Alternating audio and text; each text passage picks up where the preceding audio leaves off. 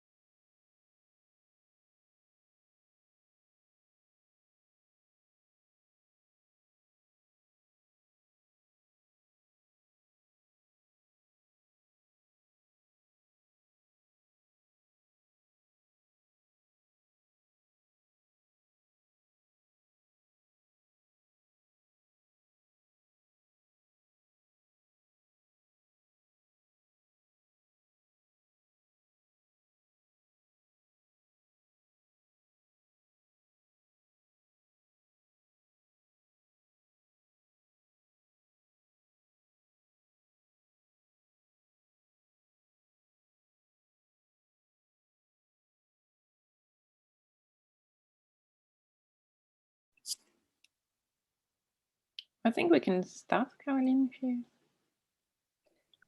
Okay, yeah. I guess attendees are dropping in fast, so yes, let's start. So welcome to our second session today for the 21 centimeter SAZERAC SIP, the theory session. And for the speakers of the 10 minutes talk, I will try to give a rough 2-minute warning. And now we, I guess, jump right in and start with our invited overview talk by Anne Hutter on shedding light on the epoch of reionization with the 21 centimeter signal. All right, thank you. Let me quickly share the presentation. I hope it's all good. All right, yeah, thank you very much. Thank you also to the organizers giving me the opportunity here to present or give an overview of like what we can learn with the 21 centimeter signal about the epoch of reionization. So I want to jump just right into it, and I think you're probably, most of you are familiar with the 21 centimeter signal, and that it's basically the spin flip transition of the neutral hydrogen atom, and how many of these atoms are basically in the triplet or the singlet state depends on the spin temperature. And during sort of the cosmic dawn period, what we actually measure is sort of the difference between the emission from the neutral hydrogen atoms relative to the CMB temperature. And during the cosmic dawn, we basically see it in absorption. While in the epoch I'm going to discuss it now, the epoch of reionization, we see it in emission. So basically, here you can see the usual sort of formula, how the differential 21 centimeter brightness temperature is given. And I think the key point takeaway here is like during the epoch of reionization, the 21 centimeter signal is an emission. It is dominated basically by the density and later by the ionization fluctuations. So what does that mean? So what can we learn about the epoch of reionization with a 21 centimeter signal? So as we have noted, as soon as reionization begins with the first galaxies, they emit ionizing photons and they carve out ionized regions, which are not where we won't get any 21 centimeter signal from. So in sort of our 21 centimeter maps, when we measure the 21 centimeter signal, how we will see reionization is basically lots of like dark spots will appear, which will grow and eventually merge. And the question is, what can we learn from these maps? So what is the underlying astrophysics that we can infer from it? And I want to focus basically, I think, on two questions, like basically, when did reionization start and end? So this is putting it a little bit too extreme, but it's basically how did reionization progress? How quickly was the universe ionized? And then the other question is like, which galaxies actually drove reionization? So were those the numerous faint or the sparse bright? And how could we determine that from the 21 centimeter signal or from these maps that we are measuring? So just to give you an idea about sort of the first question, so basically progress of reionization here, basically simulation result from Girish Kulkarni's paper. And in the top, you basically see sort of how he calls a default reionization model, where the universe is reionized roughly by redshift 6 in a later one. And you can see here everything which is sort of blue colored is ionized, and you see you have all these regions. And the key thing is here, if we measure now the average signal, you can imagine that your average 21 centimeter signal will drop as your universe becomes more and more ionized. And of course, we can measure the redshift dependence, and so we get the 21 centimeter signal can be a tracer how much the universe was ionized when.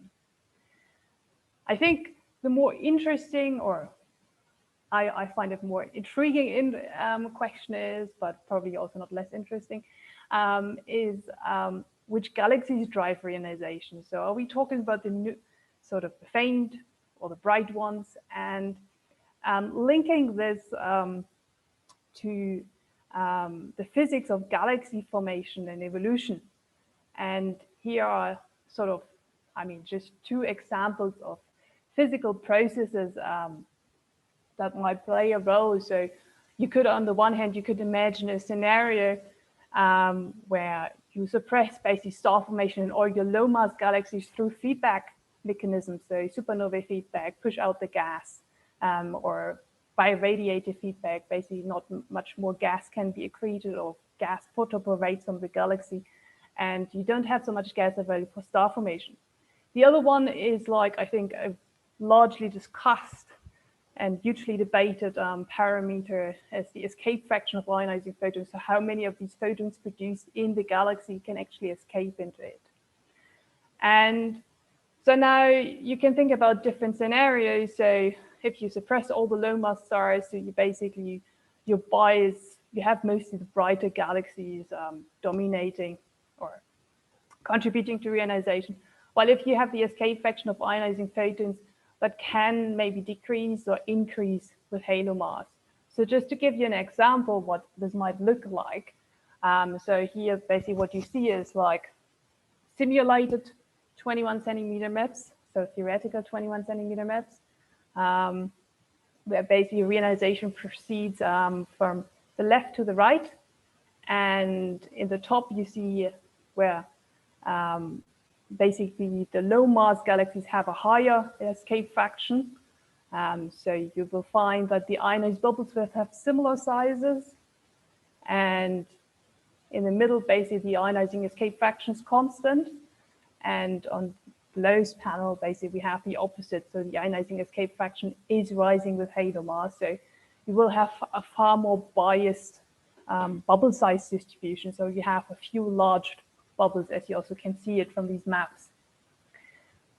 So these are, and I want in sort of for most of the talk, I just want to use these example maps and show you like how different statistics, 21 centimeter statistics, change with that, and how do they vary and how they depend on those.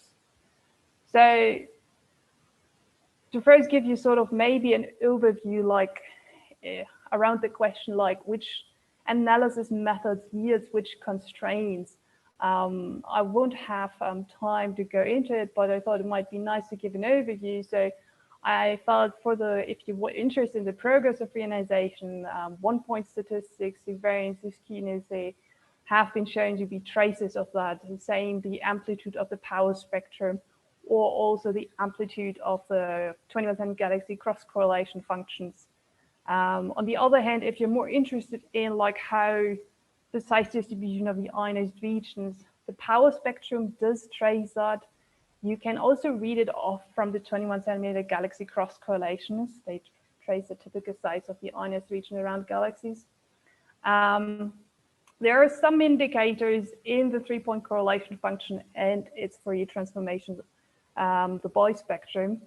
And there have been also, like, over the past years, a bunch of like other pretty cool other topological analysis methods. I don't know, granulometry, Minkowski functions, Betty numbers, persistent topology, morphological patterns. I mean, I think there you can check out Simon's talk.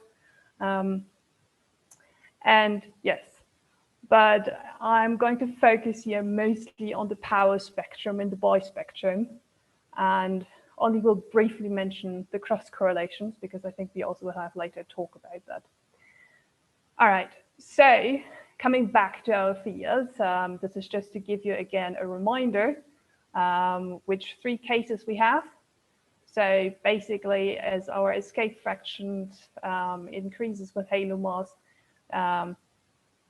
oh, sorry, this is exactly the arrow is the wrong way around. So no, the indices. So on the right hand, the escape fraction decreases with halo mass, and you have more similar sized ionized regions. So to quantify this first, I just want to show you size distribution statistics. So this is what I'm showing here on the left-hand side. So this basically color-coded, it's the size distribution of the ionized regions. On the y-axis, you have basically the average ionization fraction, and on the x-axis size. The color code is basically the mean free, the size distribution of the ionized region through the mean free path method. And what you can see as dots are basically the results. That's a peak when you do the size distribution with granulometry. So what you can see here is that if your ionized regions get more similar sized, or the escape fraction decreases with halo mass, you get smaller ionized regions. And I think that's also very obvious from the 21 centimeter maps you see on the right. If you look then also at the neutral region, we actually see the same trends. So you will also have, if you have smaller ionized regions, you will also have smaller neutral regions, because you can sort of imagine that all your small sources basically intersect your neutral region and make them smaller. So with those two trends in mind and how it depends, I'm going to jump now into the first analysis, so the 21 centimeter power spectrum in this case. So the 21 centimeter power spectrum, just to remind everyone, is the Fourier transform of the two-point correlation function. And so here is basically, I show in the top, again, you see the 21 centimeter maps, and on the bottom, the power spectrums. And so with the power spectrum, 21 centimeter power spectrum, the black solid line is the case when the escape fraction is constant. So that's, let's say, our fiducial case. And the green and bluish lines are those where the escape fraction increases with halo mass. So we have more large sized ionized regions, while the red and orange lines, they are when the escape fraction decreases with halo mass. So we have more similar sized and smaller ionized regions. And I think you can see very well that the power spectrum is sensitive to this size distribution. And very early on, so if the universe is hardly ionized, so if it's 90% neutral, the 21 centimeter power spectrum follows very closely the density fluctuations.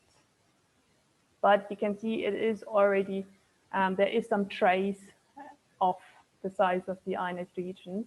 And as it becomes more ionized, it starts to flattening on small scales.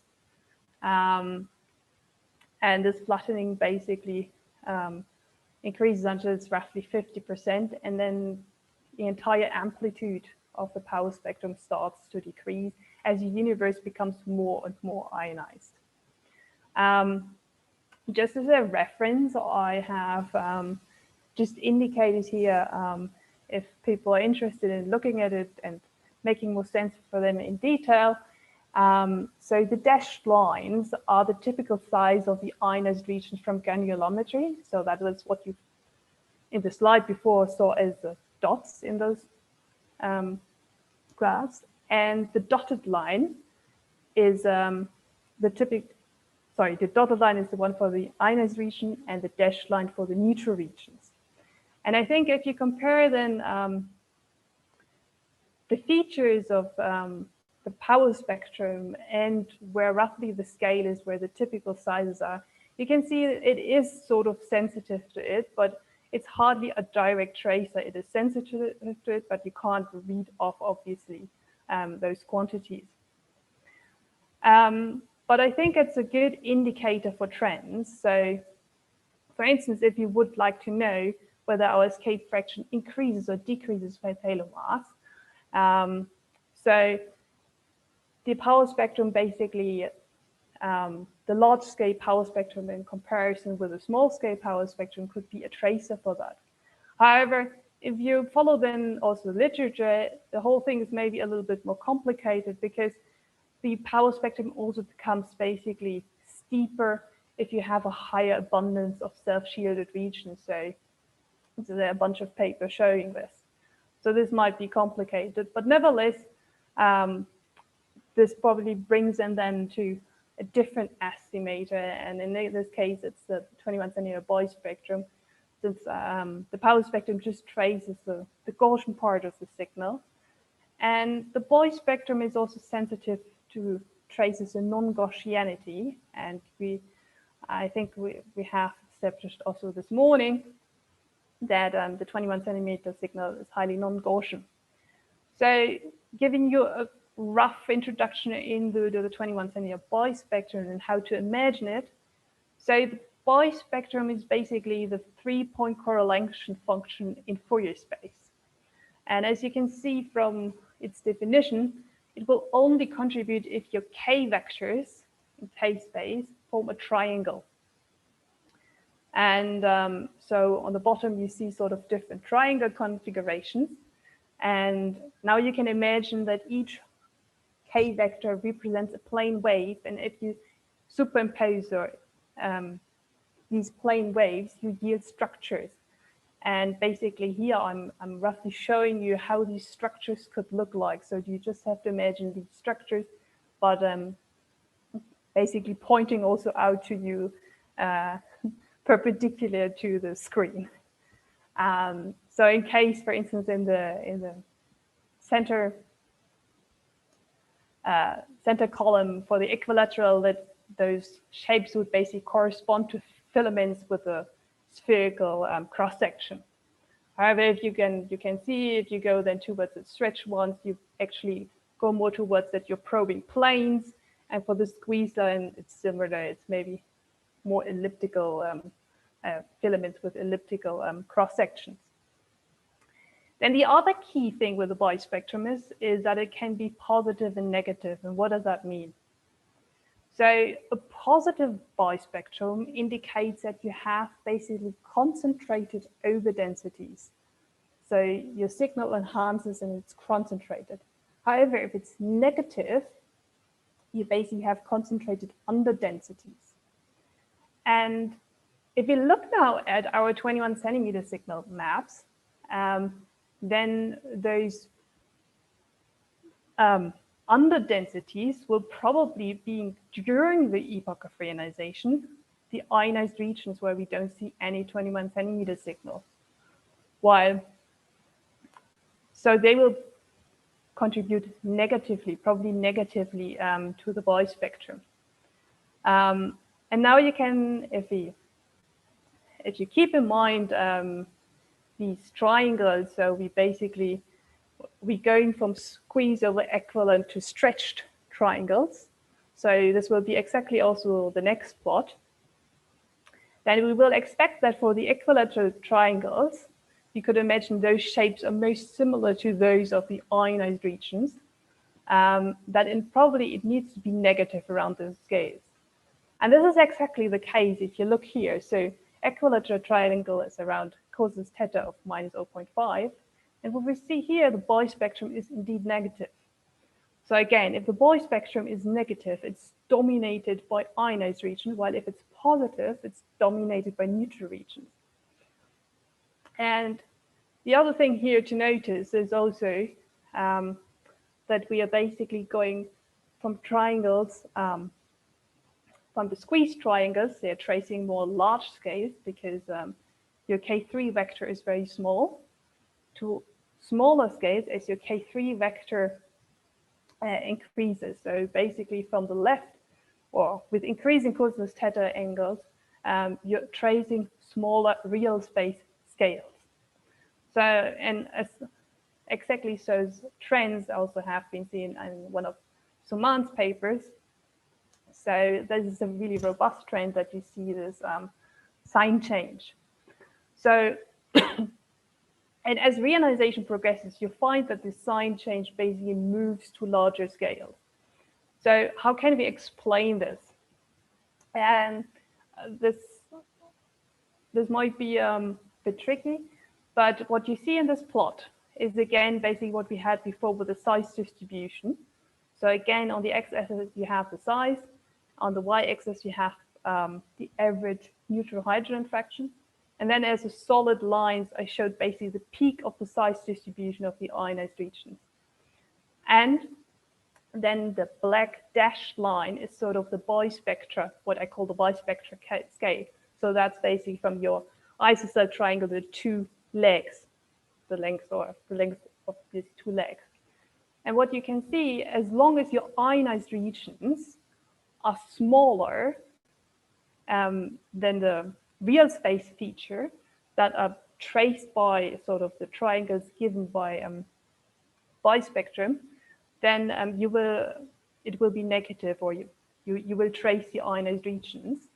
Then if your ionized regions become larger than those real space feature traced by the by these triangles in K-space, then you will be insensitive, sort of, or more insensitive to the ionized regions. And once your neutral region becomes so small that they fall again within these real space features, you will become sensitive to the neutral regions. So you basically, in a way, you have sort of three regimes through which the bispectrum goes here. And so now we can understand maybe a little bit further this plot. So basically what happens is, like, in the first phase, the sign change of the bispectrum traces the typical size of the ionized bubbles. And then it becomes sort of insensitive to the ionized and neutral region, or nearly insensitive. And then later on, it becomes again sensitive to the abundance of the neutral regions, and it shifts further towards equilateral triangle shapes. And now you actually can use that and you can check. So you can go from this plot and you can think about, all right, if my size distribution changes, so if I have larger ionized and neutral regions, what would happen? So what you would expect then, that you have these transitions between the different regimes, would change. So you would earlier quit that regime where you're tracing the ionized regions, and you would enter later the regime where you're sensitive to the neutral region. So you would stay longer in this regime where you basically, your sign change happens around a cosinus theta of 0.5 roughly. So looking at the simulations, they look quite noisy, but I think if you compare the left and the right panel, this is exactly what you start to see. So what you basically can take away from this, if you have on average smaller ionized region as in the left panel, then you see that the sign change is basically much distributed around sort of the cosinus theta space. However, if you go have a larger ionized region and you're still probing the same bispectral scales, then a lot of your sign transitions will happen around the cosinus theta equals 0.5, 0.3. And I think in this way, the bispectrum is sensitive to your ionization topology, and particularly the size distribution of the ionized regions. And this has been also shown, I think also, you can see it also in other works. So for instance, here, I'm showing some work from Suman's group. It's in Saxena. Thanks. They have looked at the warm dark matter, and I think here you also, if you know that basically in warm dark matter models, you have less lower mass galaxies, and so a lower abundance of smaller ionized regions, you see that sort of the sign shift shifts also to lower cosine theta values as your dark matter basically becomes warmer. And yeah, someone has also looked at how redshift space distortions affect basically the bispectrum, and it basically boosts the amplitude for plane-like structures, as you can see it maybe in the bottom panel, like for roughly what is marked as blue, the blue triangles. All right, in matter of time, quickly want to mention there have been also, if you go to real space, the 3-point correlation functions of phases, which have been also shown to be a quite good tracer of the typical size of the ionized region in the beginning of reionization and of the neutral region, size of the neutral region towards the end of the reionization. I think Adelie is also very happy to talk more about this if you have further questions. And then I think in the last hopefully minute, I just will give you a brief maybe idea how 21 centimeter Lyman alpha emitter cross correlations, what can trace what. So because Lyman alpha emitters basically reside in the ionized regions, it is, if you compare basically the ionized region to the oval 21 centimeter brightness temperature, so the average one, then you will find, of course, an anti-correlation. So where the LIEs are sitting, you have an ionized regions. But because this difference is basically you're measuring, your cross-correlation measures the difference of your 21 centimeter brightness temperature in the ionized region to the average signal, your amplitude of the cross-correlation at small scales is sensitive to your overall neutral hydrogen fraction, is sort of an indirect tracer of how much universe is ionized. And it has also been shown to be that sort of the saddle, I think the saddle point is a trace of the typical size of the ionized regions around Lyman alpha emitters. There's a lot of work on it, and it's very interesting. And people have also looked into how this changes. If you have more self-shielded regions, then you will find that the amplitude of the cross-correlation basically increases slightly on smaller scales. And that leaves me to basically the end. I think I hope I gave you a rough overview of what kind of statistics are out there, and gave you a feeling how they depend on actually your astrophysics. And I think I just want to end with a few, I think for me, open questions is like how well we actually will be able to constrain astrophysics with a 21 centimeter signal. So the ionizing sources, but probably also the IgM, how clumpy is it, and what is the impact of self-shielding, and which degeneracies are there left, and how can we break them? And then last but not least, because we're measuring what is the impact of redshift space distortion or the light cone effect, and how does it impact our constraints? And yeah, probably then this is touching a little bit too about the first session, which statistic would be best to combine to reduce, for instance, maybe the contamination in the observed 21 centimeter signal. Thank you. Thank you, Anna. I think we have a short moment for a quick question if there's one. Please just speak up.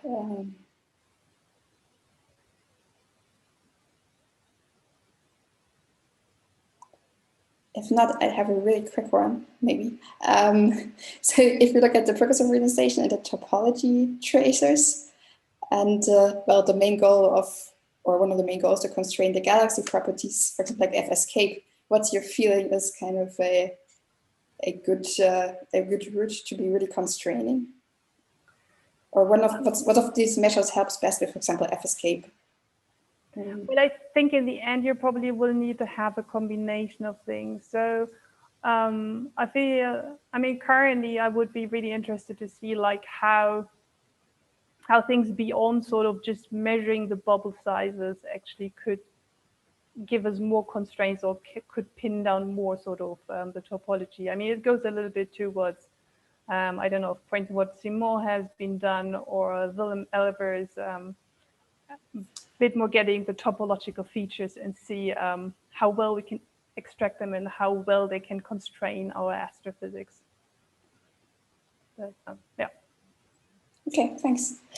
So I think we'll just move on with the next 3 contributor talks before the break. And we will start with Kana Moriwaki on O3 line emitters as a pair of galaxy 21 centimeter cross correlation signals from the early stage of ionization.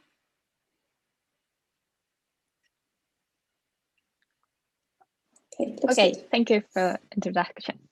Okay, so hi, I'm Kana Moriwaki, a PhD student at the University of Tokyo. So today I would like to talk about our recent work based on this paper shown here. And in this talk, we consider to use O3 line emitters as a probe of galaxy 21 centimeter cross correlation signal from the early stages of reionization. So let's start. Okay. So as you already know, the biggest problem in the 21 centimeter observation is the bright foreground. And basically we want to remove this foreground. And one way is to use the cross correlation technique. So because the foreground emissions don't have any correlation with the high redshift galaxies, we can extract the 21 centimeter cosmological 21 centimeter signal by taking the cross correlation between this contaminated signal and the distribution of the galaxy at redshift that we are interested in. So this is a basic idea of cross correlation. So the important question is, what kind of galaxy samples are the best traces to be used for cross correlation analysis? And I think, and Anne have already explained, the Lyman alpha emitters are considered to be the most promising traces, and they have already been studied in many works. And also the Lyman alpha emitter surveys have already been done by SAZERAC HSC at redshift 6.6 and 7.3. So we are basically prepared to do a cross correlation analysis.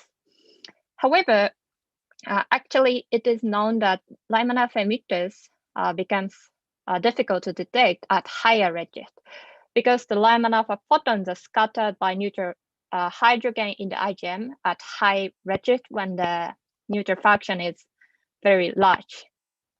And indeed, previous observation by Kono et al. Shows that the Lyman alpha emissions get increasingly small, increasingly weak at redshift larger than 7 compared to the evolution of the UV emission.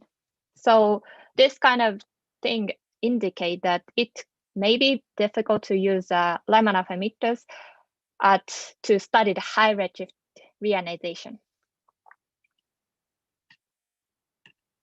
So in this study, we instead consider to use the O3 line emitters.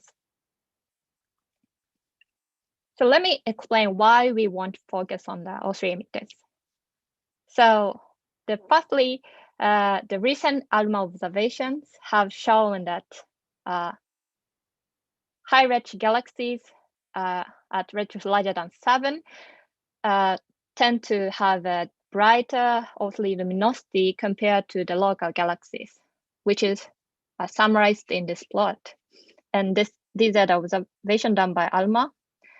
And also in a previous work using a hydrodynamic simulation, we have shown that the high redshift galaxies indeed have a bright O3 luminosities because of their high ionizing parameter and low metallicity. And also when we consider their wavelengths,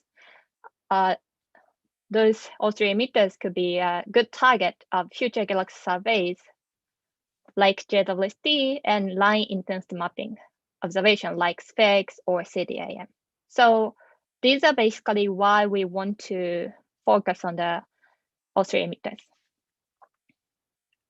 So in this study, to examine the cross correlation signal between 21 centimeter and O3 emitters, we use a reionization simulation done by Marius 8, and the details, you can check the details on the poster by Marius 8, which you can check on the Slack. And basically, we use a hydrodynamic simulation, massive black second, and use a radiation transfer collage by Sheldy et al.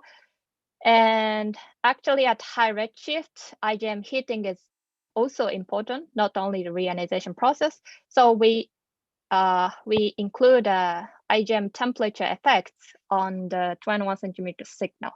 So the computed 21 centimeter signal, for example, at redshift 10 is something like this.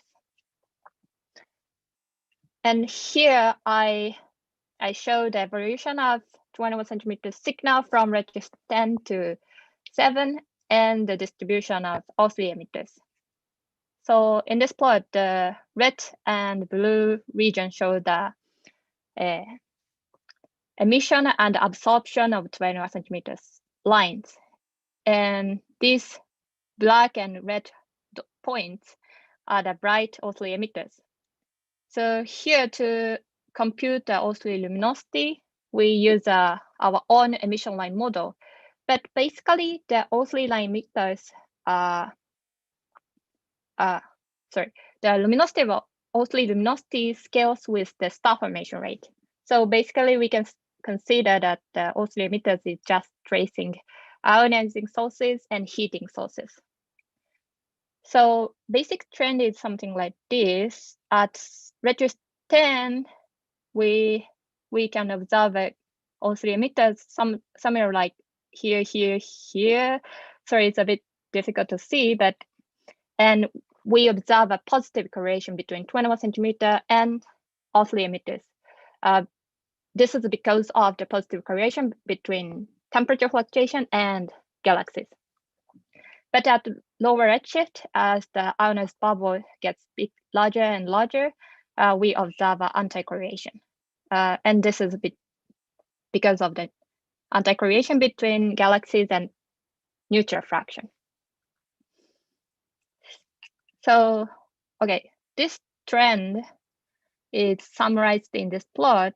And here I show on the top, I show the absolute value of cross-path spectrum. And on the bottom, I show the cross-correlation coefficient. So, and it also shows the sign of the observed signal, sign of the path spectrum. So as we have already seen, at redshift 10, we observe a positive correlation, but at lower redshift, we observe an anti-correlation. So the point here is, if we focus on a fixed scale, say 0.1 megaparsec inverse, we observe a positive to negative transition, something like this, at redshift somewhere between redshift 10 and 8 in this case. And this ton of a redshift, let's call it ton of a redshift, could be an indication of the beginning of the reionization. So this is one point we find here in this study. And also here I want to study the effect of heating. To do so, I show the power spectrum when we use a computed IGM temperature in the solid line, and the power spectrum when we assume a saturated heating, or in other words, we ignore this temperature fluctuation term. So as you can see from this plot, even when we don't have a temperature fluctuation, at redshift 10, we observe a positive correlation. And this is actually because there is still a positive correlation between density fluctuation and galaxies. However, the amplitude is very different. So this result shows that, first of all, it shows that it is very important to include heating effect when we want to consider the high redshift cross-correlation analysis. And also it shows that this kind of cross-correlation signals can be maybe used to study the not only the reionization process, but also the IgM heating process. So this is the second thing we find in this analysis. And lastly, we evaluate the signal detectability. For this purpose, we assume to use a SK1 law with the 1,000-hour observation. And for O3 emitter survey, we assume this kind of sensitivity and this kind of survey volume. 2 minutes. And here in this plot, the dotted line shows the variance, or in other words, error of the power spectrum. And we find that we can detect the power cross correlation signal on large scales, even at redshift 10, with these kind of observation. And this sensitivity corresponds to this sensitivity for optical line, and 88 micron OSI line. So one way to perform an O3 emitter survey is to use a JWST observation.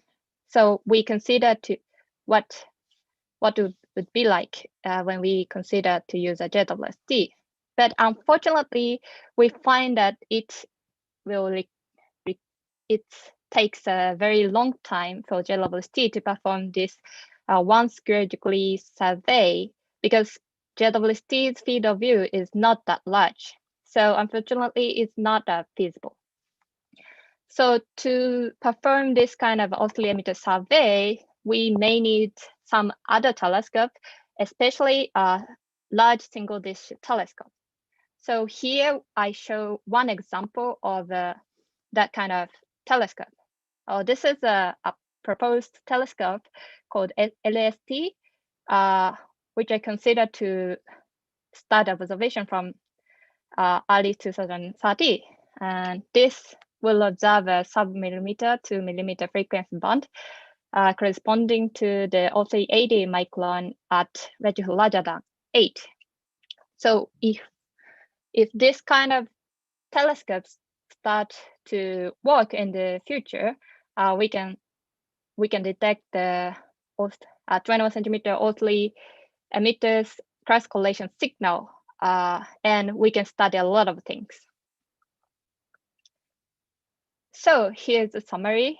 In this talk, we have seen that it is important and also interesting to study impact of IgM heating and high redshift cross correlation signals. And also, if we can observe a positive to negative turnover, then it would indicate the beginning of the epochal reionization. And here in this plot, I show the evolution of the large scale signal as a function of redshift.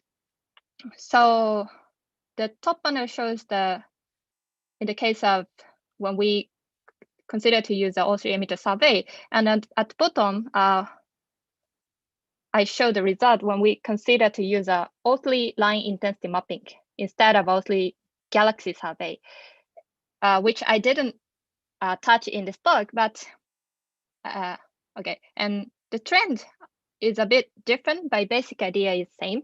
In this case, we also be able to observe the positive to negative turnover around same redshift. So this could be a key. This turnover could be a key to study the reionization. And also we find that the large scale, 21 centimeters O3 emitter signals can be detected even at redshift 10 with the future surveys. So if you're interested in my work, please refer to this paper. So thank you for listening. Thank you, Hannah. I don't see a question now on the Slack yet, but please, for time reasons, we will have to move on now. But please post your questions on the Slack or here in the chat. But thanks a lot for the great talk. And we will move on now to Janaki Rest with his talk on implications of the redshift 5 Lyman alpha forest for the EoR 21 centimeter power spectrum. So please.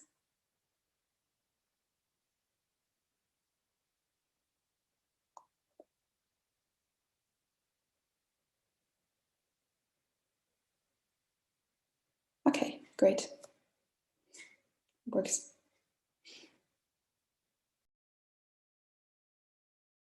Hello, can you hear me? Okay, yeah, now I can hear you, yes. Yeah, okay. Hello, everyone. I am Janki, and I am postdoc at Tata Institute of Fundamental Research, Mumbai. And this work was done with Dr. Girish Kulkarni, also at TIFR. So today I'm going to talk about the implications of the Lyman alpha forest at redshift 5 on the 21 centimeter signal from the epoch of reionization. So because of latest observations in the Lyman alpha observation spectra at the high redshift quasars between redshift 5 and 6, we have been able to make a large catalog of the effective optical depth of these Lyman alpha forest at these redshifts. So between redshift 5 and 6, we can see that the Lyman alpha optical depth has very large scatter, which means that which indicates special fluctuations in the ionized state of the IgM at the same redshift. So for this, it was difficult to explain these observations using the standard models of the reionization, in which we assumed the uniform UV background. So for that, Kulkarni et al. In 2019 has given this reionization model, which is a model of late reionization, in which is able to explain this effective optical depth of Lyman alpha forest very well. And looking at the light cone of this late reionization model, we can see that there are very large neutral regions, neutral patches at very low redshifts, even at redshift 5.5, which these patches are of around 100 megaparsec, as large as 100 megaparsec, which means that these add into the fluctuations of the neutral this add fluctuations into the neutral regions, which corresponds to the special fluctuations of effective optical depth of Lyman alpha. So here we show this reionization history of this model, and we can see that the reionization midpoint is around 7.1, and it ends at around redshift 5.3. This model also seems to in agreement with other observations of the IgM state at this redshifts. So compared, for a contrast, we have also shown early reionization model, which is given by, for that we have chosen Hart and Maddow model of 2012, which ends reionization at redshift 6.7. So now, because of the improvement, because of the change in the reionization optical depth, CMB optical depth given by Planck, we can see that the late reionization model also seems to fit the latest Planck data. And whereas the earlier reionization was predicted sooner because of the Planck reionization optical depth. So now, because of this presence of this large neutral islands at low redshifts, we can see that even in the brightness temperature, there are large patches which seem promising for from observational perspective. So looking at the global brightness temperature, we can see that even at redshift less than 6, there seems to be a large brightness temperature global signal. And here, by the way, for the rest of the talks, for the rest of the talk in this work, we have assumed that the spin temperature is much larger than CMB temperature, so the heating has saturated. If this assumption is correct, like very good assumptions at this low redshifts, but if it was not, if there were fluctuations because of spin temperature, then that would probably add into the spin temperature, into the brightness temperature fluctuations, which we are already showing. So this is like a conservative approximation. So these, comparing the early and late reionization models, I'm showing power spectra of ionization at on the left and brightness temperature on right for a range of K values from around 0.1 to 10 H megaparsec inverse. And at redshift 9, between these two models, there doesn't seem to be a drastic difference other than the fact that there is larger power at small k modes, which corresponds to larger reionization bubbles. But and there is similar trend in the brightness temperature power spectra. However, comparing the same two models at lower redshift, at redshift 5.6, you can see that there is orders of magnitude difference in the brightness temperature power spectra. And most of the power in the brightness temperature in the early reionization model comes from the density fluctuations, because the ionization fluctuations are like completely negligible.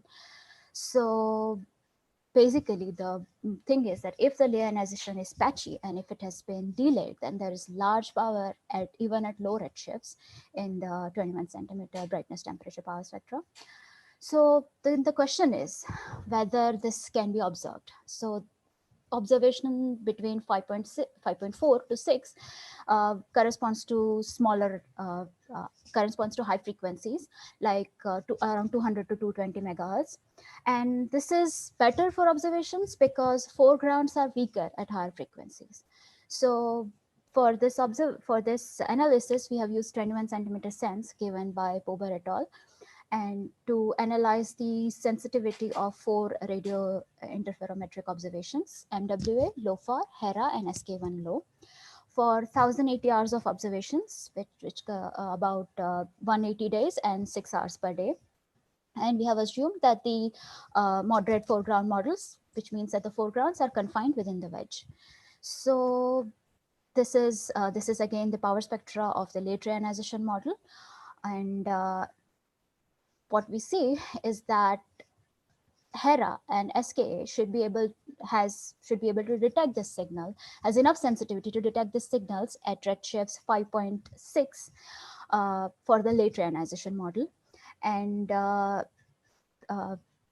whereas this is similar trend is held between all the redshifts, between say redshift 6 all the way from redshift 6 to redshift 5.4, that HERA and SKA have enough sensitivity for 1080 hours of observations to be able to detect this signal.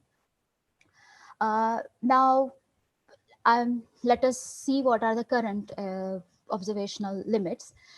Here I have shown the here basically the brightness temperature power spectra evolutions from all the way to redshift 10 to redshift 5, and this is for the early reionization model in which was ending at redshift 6.7.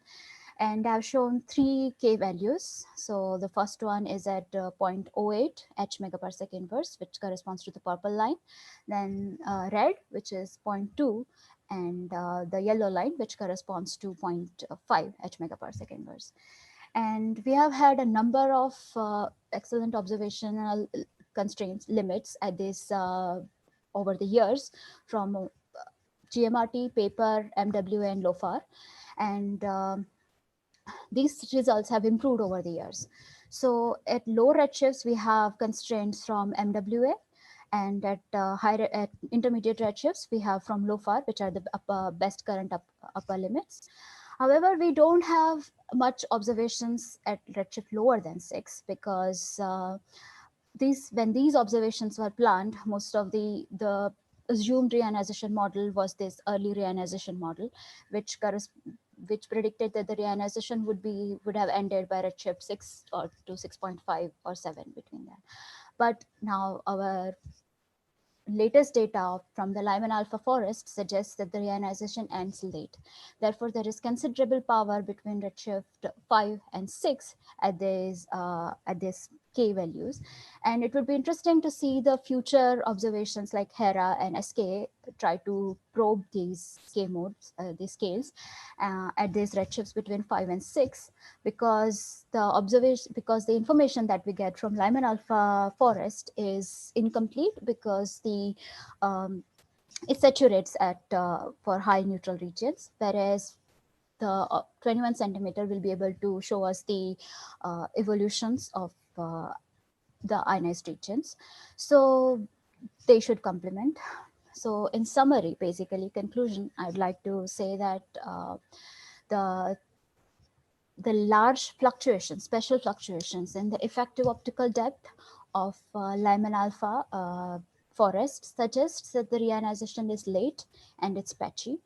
It ends at redshift 5.3, which means that there is large power in the brightness temperature of the 21 centimeter signal at redshift 5.4 to redshift 6. And this enhanced power should be able to be detected by SK1 low and HERA for 1080 hours of observations and optimistic foreground models. So I'll stop here. Thanks. Thank you very much, Jackie. Yes. So please post questions on the Slack so that our speakers can answer them, also for later. And I'd say if you have questions also for Janaki or the others, let's also postpone them for the discussion if you want to post them or in spoken words. And let's move on to our next speaker. And now we tackle a machine learning approach. And Michele Bianco is going to talk about machine identification of H2 regions. I should unmute myself. Yeah. Hello, everyone. So let me just set up. Okay. Can you see the screen? Full screen? Yes. Perfect. Okay.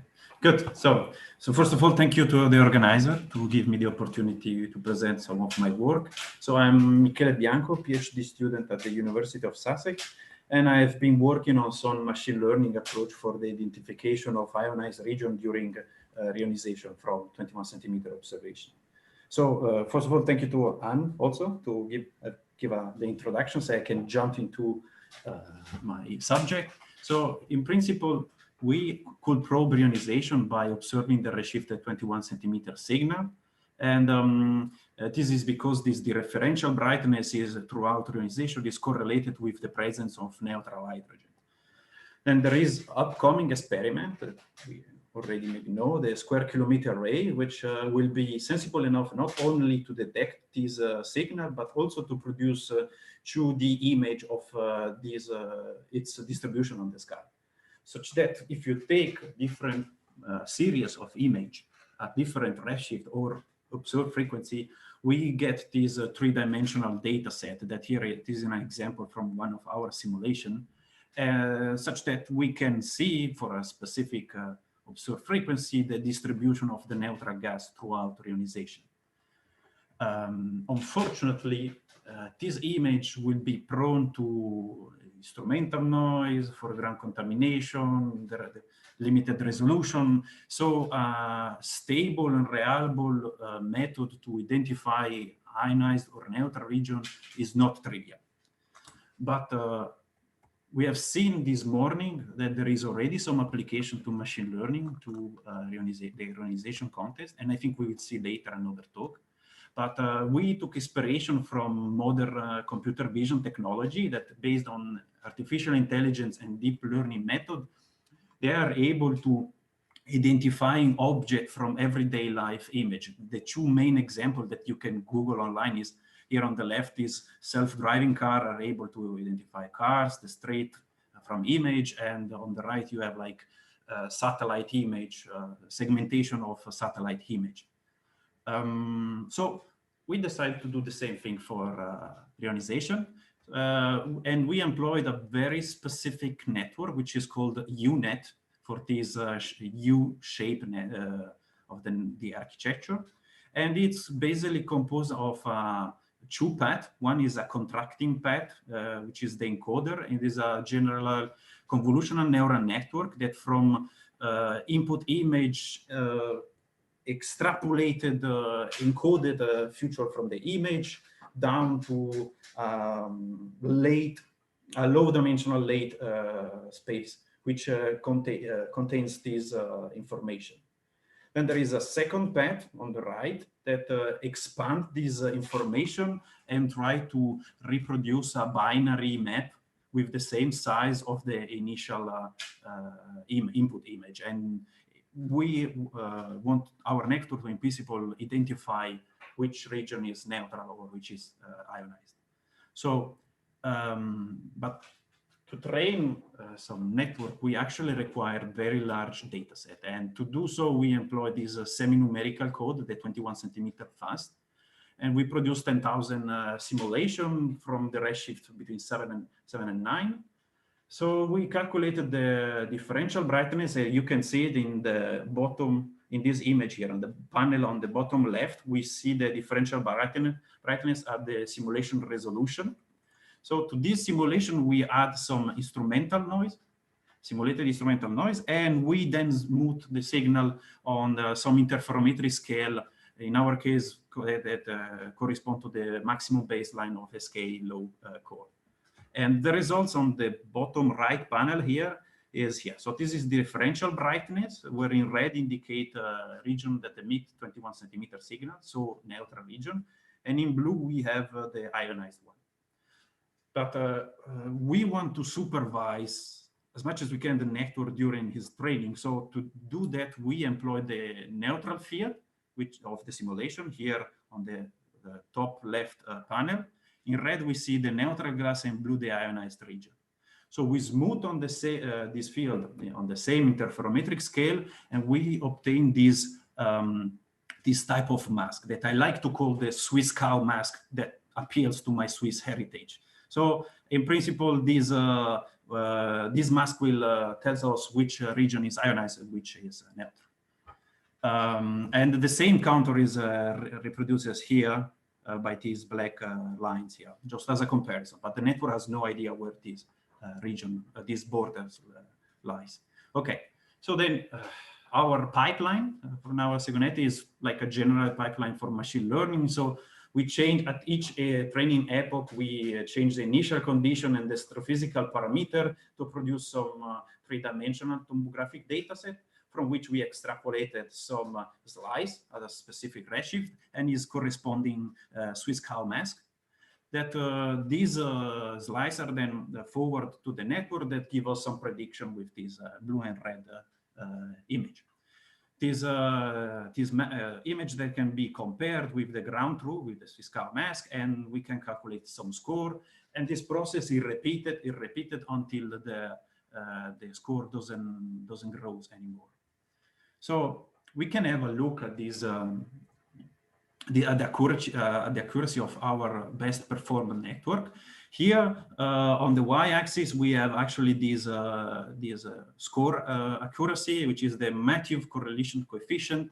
Is just give us the percentage of accuracy. The color map indicate the redshift at which the Koval simulation, the redshift of the Koval simulation. We see that the average accuracy of the data set is quite high, it's about 85%. And obviously there is a redshift dependence, redshift dependency on the performance due to the instrumental noise model. Then we wanted to compare this with some former method, the so-called superpixel method, which is a future finding method from the field of image processing. And here is represented the same score in orange from this superpixel method, and in blue from our neural network. Then we actually also wanted to see how well our network trained on 21 centimeter fast simulation perform on a fully numerical simulation. So we employed some results from C2Ray with more or less the same spatial and frequency resolution. And we'll simply feed it forward to SegUnit to see the results. And the hit score of 4 of these data is represented by these red error bar points. So the accuracy also for this completely strange simulation from the network point of view, it's pretty accurate. And so we feel confident say that the machine learning application is learn some independent partner of the ionized region in the mock observation. Here we have just a visual comparison of the predicted binary field in red and blue. On the left, we have the results from the former method, and on the right, we have our neural network.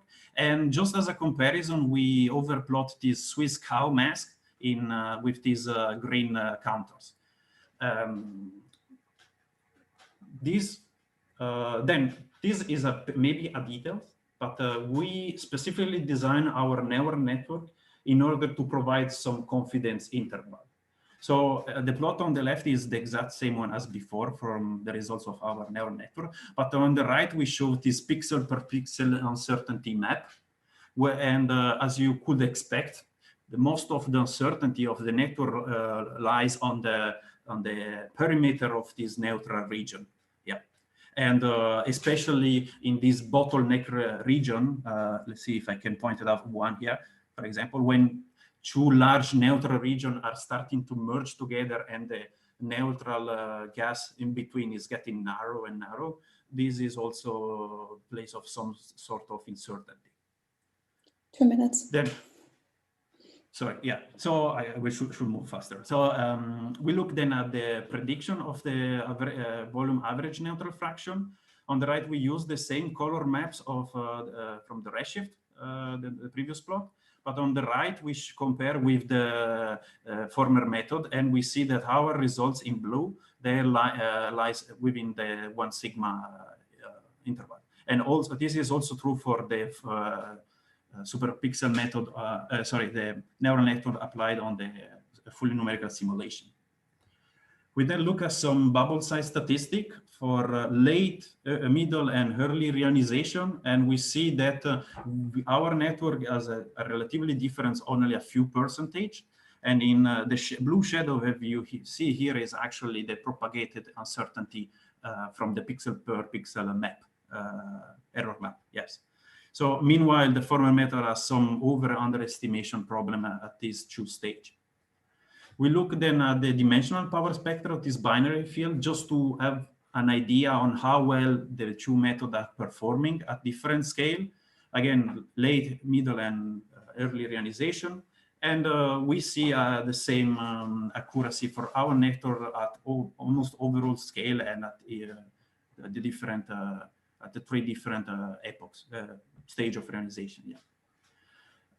Then we wanted to, and I will conclude with this slide, we wanted to see how well our neural network respond to different noise levels. This is because during the training, we assume an observation time of 1,000 hours, but we then create some additional data set on trained data with under or overestimation of the noise level.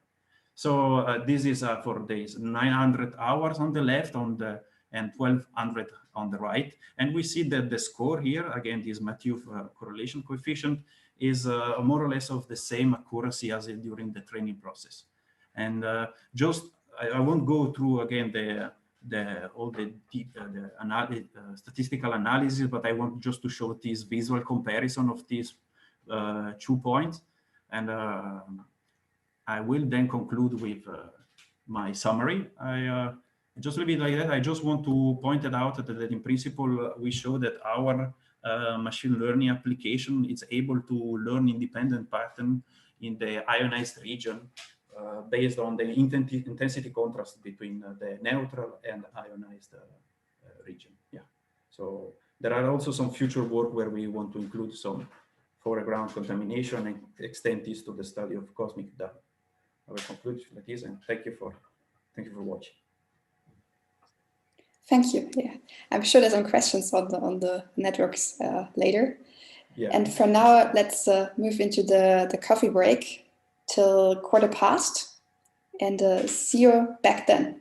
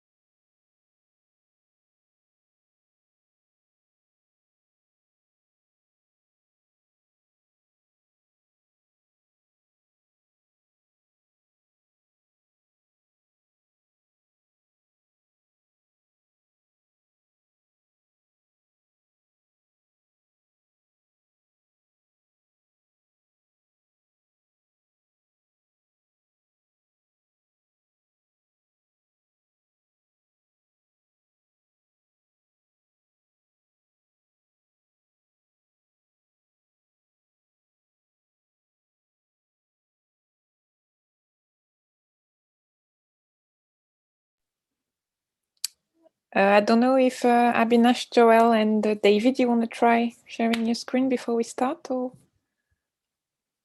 you're confident it's going to work? Okay, I can try. So, just a second. Just a second.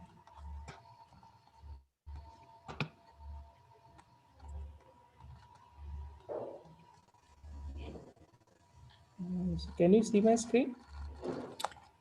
Yeah, we see the presenter view with the. Okay. We see the. Can you full screen? Make it full screen or present? Press the present. Yeah.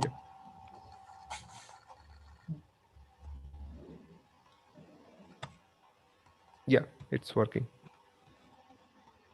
Okay. Fine. Thank you. If you press escape, yeah, it is moving around. Then it will. Okay, then I'm stopping. Yeah, I guess I can try as well. Second.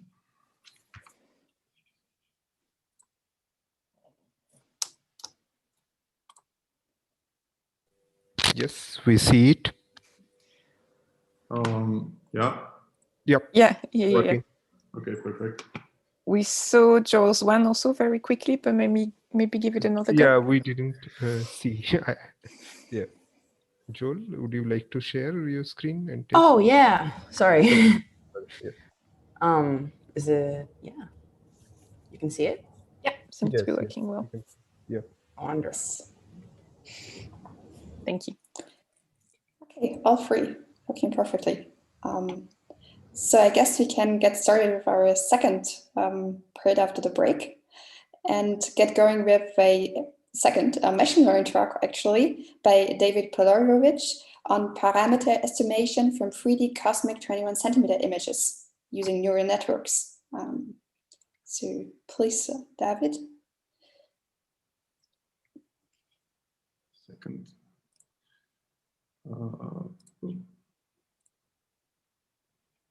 Okay. Perfect.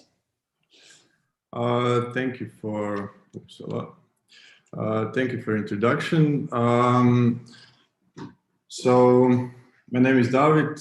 I am a PhD student in Scuola Normale Superiore Pisa, and today I will talk to you about parameter estimation from 3D cosmic 21 centimeter images with neural networks. So just for the introduction, we know that cosmological 21 centimeter signal is a physics-rich probe, and that it encodes both cosmology and astrophysics in its signal. And here I am showing just an example of some simulation of such signal. And what we know is that it shows non-Gaussian properties. And what we are trying to do is we are trying to see how to infer cosmological and astrophysical properties optimally. On the story of Gaussianity, we saw today a few examples. Here I'm showing it on an example of a duck. Let's say that we would like to infer some of its properties, for example, length of its neck or size of its eye. And so let's imagine that we take this image, we Fourier transform it, change some phases, and at the end return image space, and we could produce image that is shown on the right. And so both of those images have the same 2D power spectrum. However, we can clearly see that if we want to infer properties of a duck, we should use some non-Gaussian statistics beyond power spectrum. Considering 21 centimeter signal, we are lucky that it is much simpler than example of a duck. And so we know that also power spectrum encodes large amount of information, and there were a lot of researches going which provided good inference only with power spectrum. However, as we know that we lose some information, then there were also a lot of advances in using, for example, bispectrum or some morphological spectra for such task. And what is conclusion of this research is that non-Gaussian statistics do actually improve parameter inference of our astrophysics and cosmology. However, if we push this a bit further, we know that without good a priori physical motivation for some summary statistics, we cannot say what is the optimal one. And so we can choose some relatively ad hoc. And therefore, what is approaching our research is let the machines figure that for us. And by machines, I refer to neural networks. We are obviously not the first one who got with this approach. And here I'm listing some of recent results applied to 21 centimeter. What we specifically introduced in our field is usage of recurrent neural networks. So recurrent neural networks are specifically designed to deal with sequential data, and some applications in industry involve encoding both audio and video information, or also in language processing. And so here, to slightly explain you how it works, each recurrent neural network has something that's called its hidden state, or its type of encoder of information. And what it does is that we are passing some vector at some time step inside of it, and we combine it with its hidden state. And after computing some activation, hidden state is updated, and it gets the knowledge of this input vector that we got into. And for example, if we enroll this in several steps, then we can see how one vector passing through the network updates its hidden state, and so on until the end of the series. What we used in this research specifically is long short-term memory cell, which is dealing specifically with exploding and vanishing gradients problem and long-term dependencies.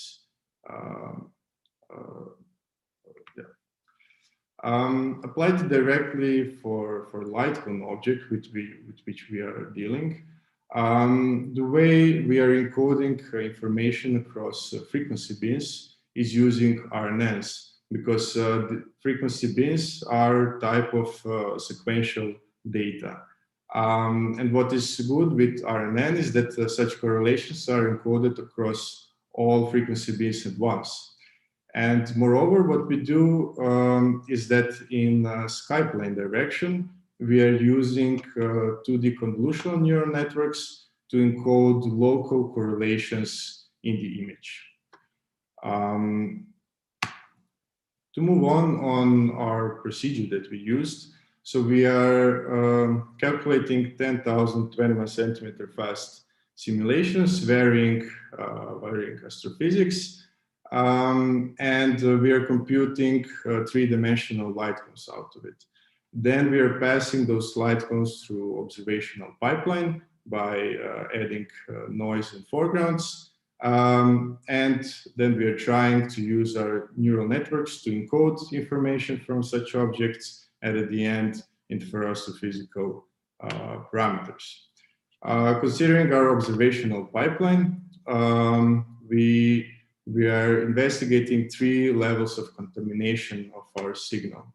So we are starting with cosmological signal, and first step is to remove global signal, because, for example, SKA telescope is not sensitive to the mean of one frequency bin. Then we are adding square kilometer wave noise, which also reduces some of its properties here in lower redshifts, but also adds noise in higher redshifts. And at the end, we are removing modes which are highly contaminated with foregrounds by removing all of them below horizon wedge.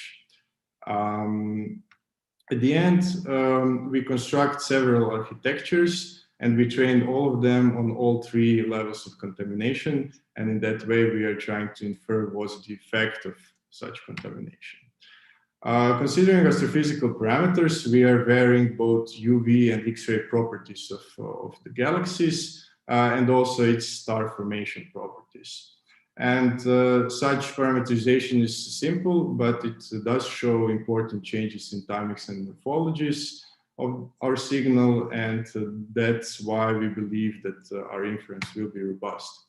To show you an example, here I'm showing how minimum virial temperature for star-forming galaxies is changing the signal. And what we can see is that if virial temperature is quite high, then galaxies will be lighting up quite later on, or if it's low, it will be lighting up earlier on. And such property then changes all epochs of our signal. And what's more important is that also morphologies are highly changed, and therefore we believe to be able to infer such parameter quite well. And this is actually the case. So here I'm showing you results for the database without global signal. So what is shown on x-axis is this minimum virial temperature for its predicted value, and what's shown on the y-axis is probability of true values given predicted values with the same units of kelvins. Different colors show three architectures that we constructed, and they are differing slightly in the way they are incorporating correlations along frequency beams. And with gray are shown similar recent results. What we got from this research is that we improved variance by a factor of 2 to 8, depending on the architecture and the actual parameter inferred. And that taken in account that here we don't have global signal, and we used boxes with 4 times less resolution. Furthermore, when we compare it to other levels of contamination, we can see that larger data contamination versus the inference, which is quite expected results. But what is very nice is that, for example, even in pessimistic foregrounds regime, we are able to infer those parameters on decent level. And moreover, we can see that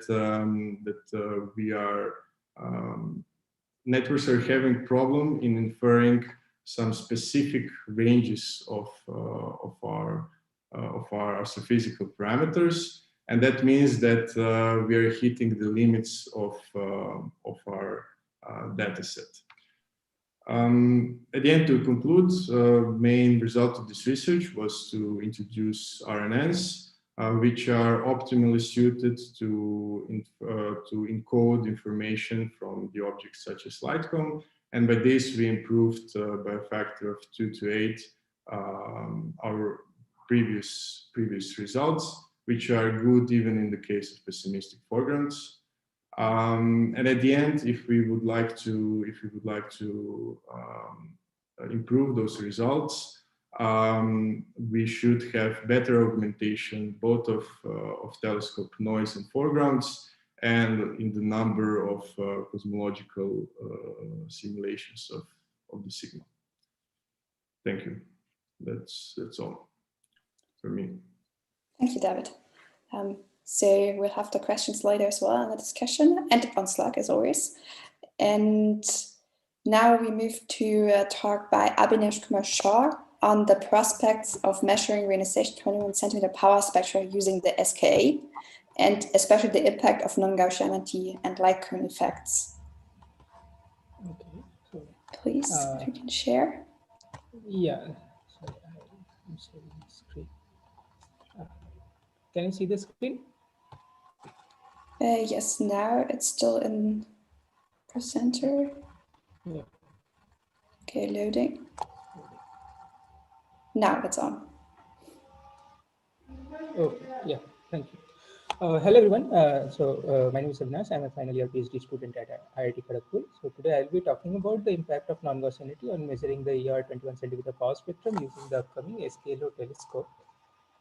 I will skip through the introduction and straightforward comes to the issue. So the question which we would like to address here is that how accurately can we predict the errors in the observed 21 centimeter power spectrum, which is essential for claiming a true detection, and also it is important to design the future experiments. Since we are going to use this power spectrum measurement to constrain the EoR parameters, the next question one would like to ask is that how well can we constrain the parameters from these measurements?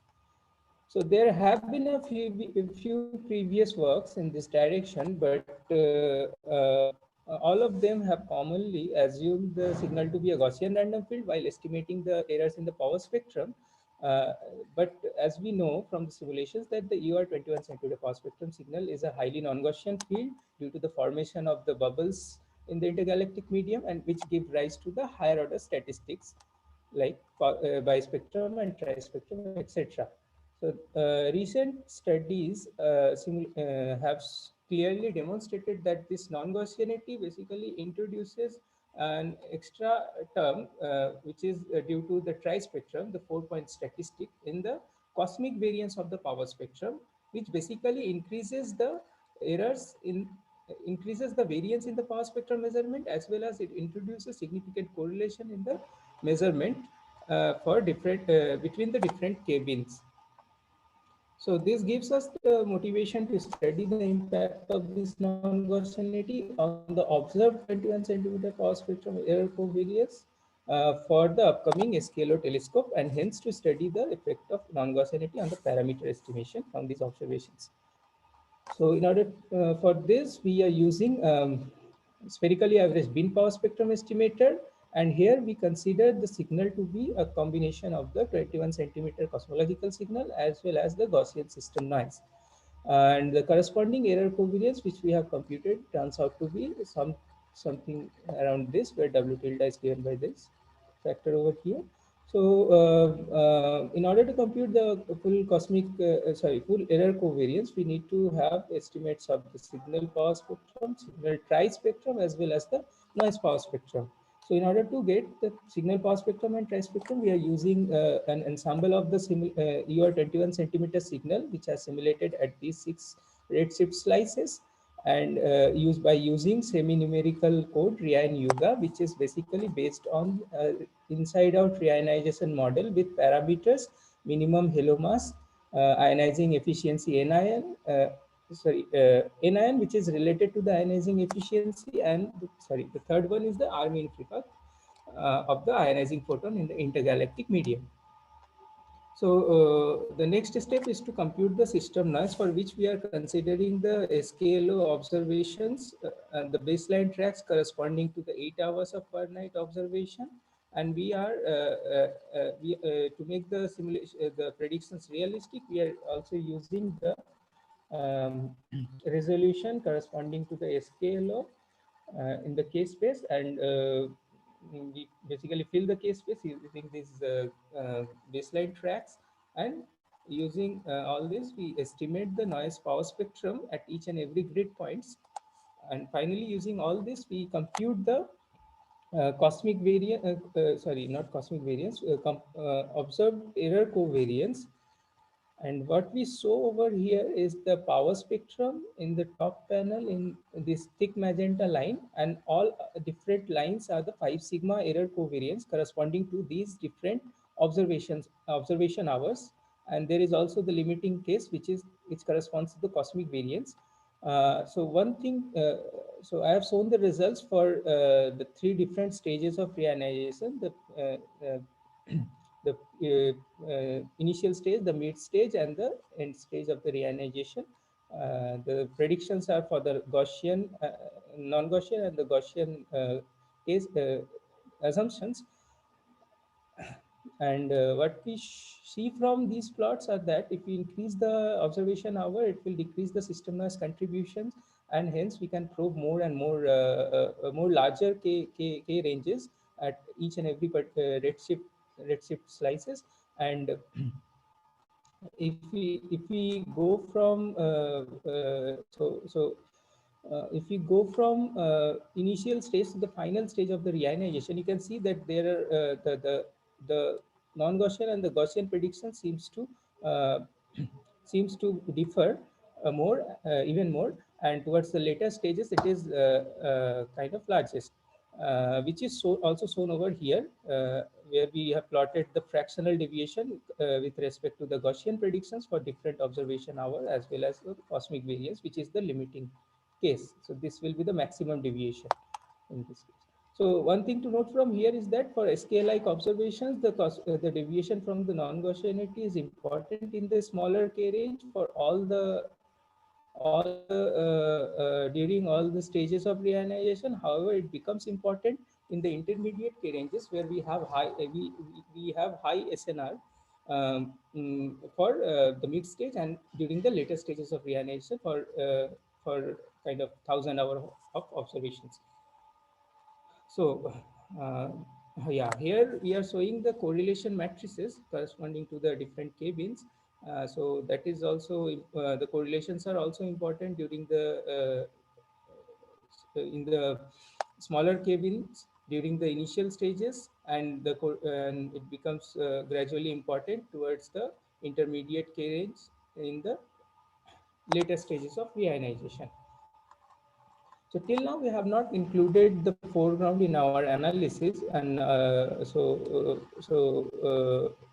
in the later part we are using the foreground avoidance, and we study the effect of this foreground avoidance on the predictions, and we consider the three foreground avoidance scenario, which is optimistic where there is no foreground, moderate, and pessimistic where there is the maximum foreground contamination. And what we show over here is in the top panel we are showing the signal to noise ratio corresponding to the 1,000 hour of SK observations as a function of wavelength and the redshift. So you can see that if we avoiding the foreground means losing the more and more number of K modes, and it basically reduces the SNR. So if you go from optimistic to pessimistic scenario, you will see that the SNR also reduces, as well as in the bottom panel where I have shown the percentage deviation with respect to the Gaussian prediction. You can see the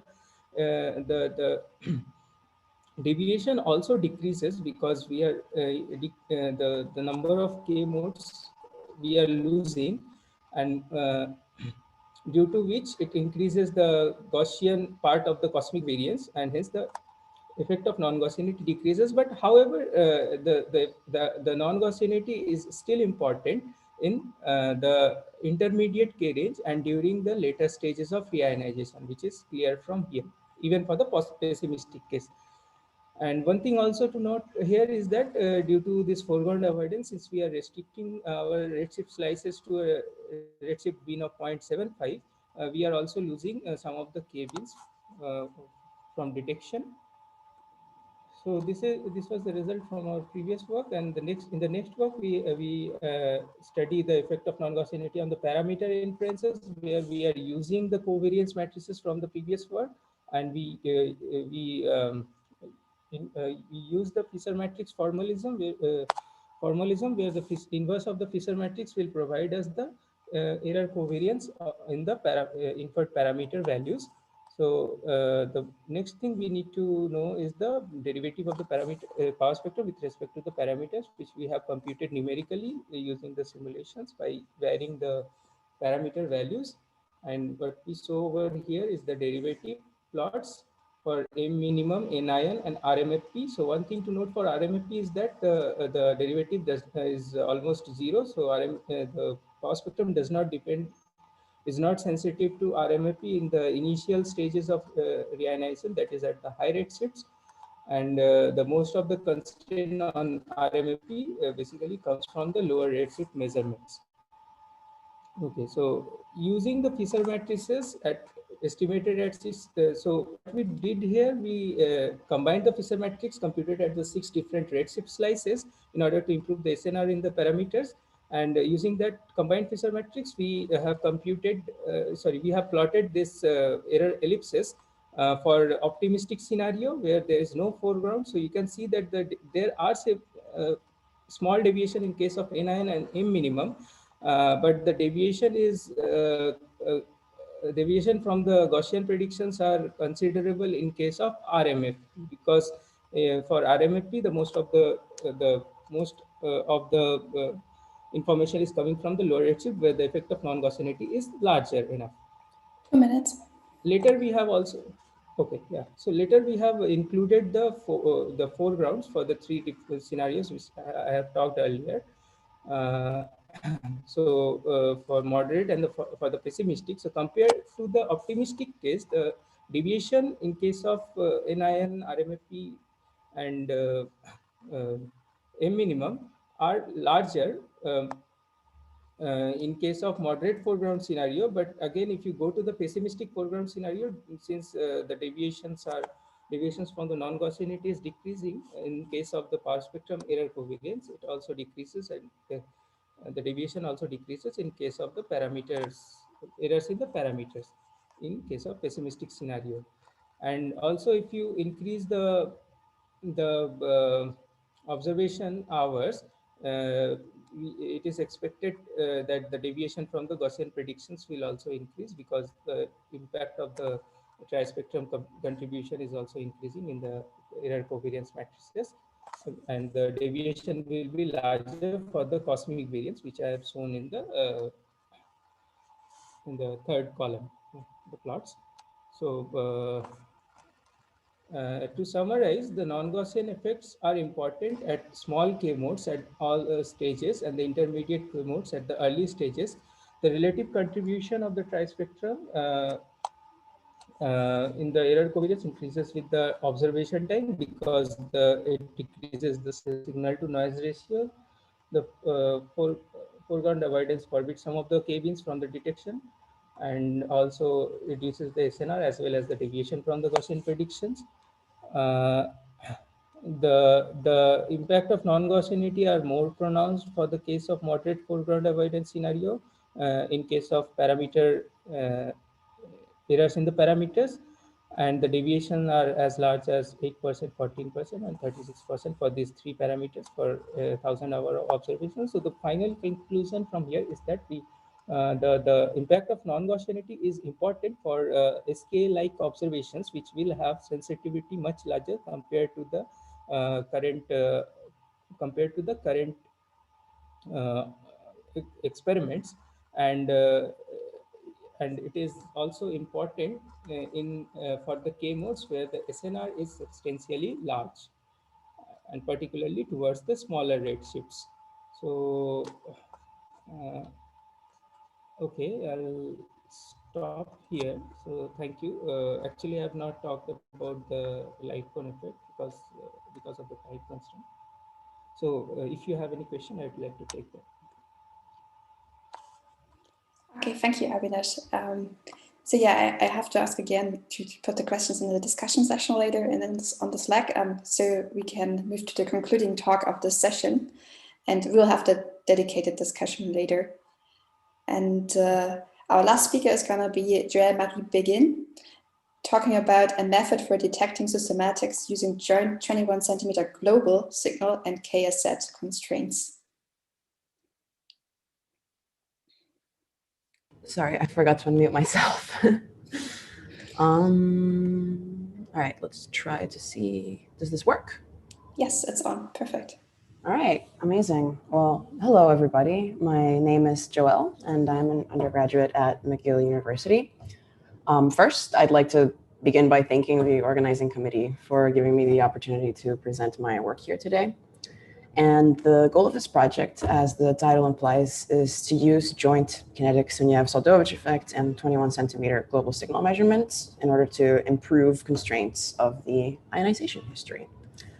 The motivation behind combining these two specific signals is that they are complementary probes of reionization, with the global signal being more sensitive to the rapidly evolving modes of the ionization history, and the KSZ more sensitive to the smooth modes. Currently, we have very little data constraining the evolution of neutral hydrogen over time, and one of the many factors contributing to the difficulty of this measurement is the fact that the systematics for a lot of the proposed probes are pretty complicated to characterize and remove. And so the main results that I'm going to share with you today are that working in an appropriate basis allows us to confirm our intuition about the complementary relation between the KZ and the global signal, and that we can work in this basis to test for the presence of systematics in data. First, I'm going to give a brief overview of the global signal and the KZ. The global signal is the spatially averaged 21 centimeter brightness temperature, and this plot shows a theoretical prediction of what the global signal might look like as a function of time. For the redshifts corresponding to reionization, the equation for the global signal approximates to this expression, where the xh1 is the fraction of neutral hydrogen. And so from this expression, we can see that the global signal very closely tracks the ionization history. The KZ effect comes from low energy CMB photons scattering off of electrons that have some bulk velocity relative to the CMB rest frame. And the KZ is affected by reionization because reionization produces energetic electrons that contribute to the effect. The dependence of the KZ on the ionization history is really non-trivial, but we can predict with simulations how different reionization models affect the amplitude and the shape of the KZ power spectrum. Here are the results, for example, of a simulation showing how the midpoint of reionization can change the KZ profile.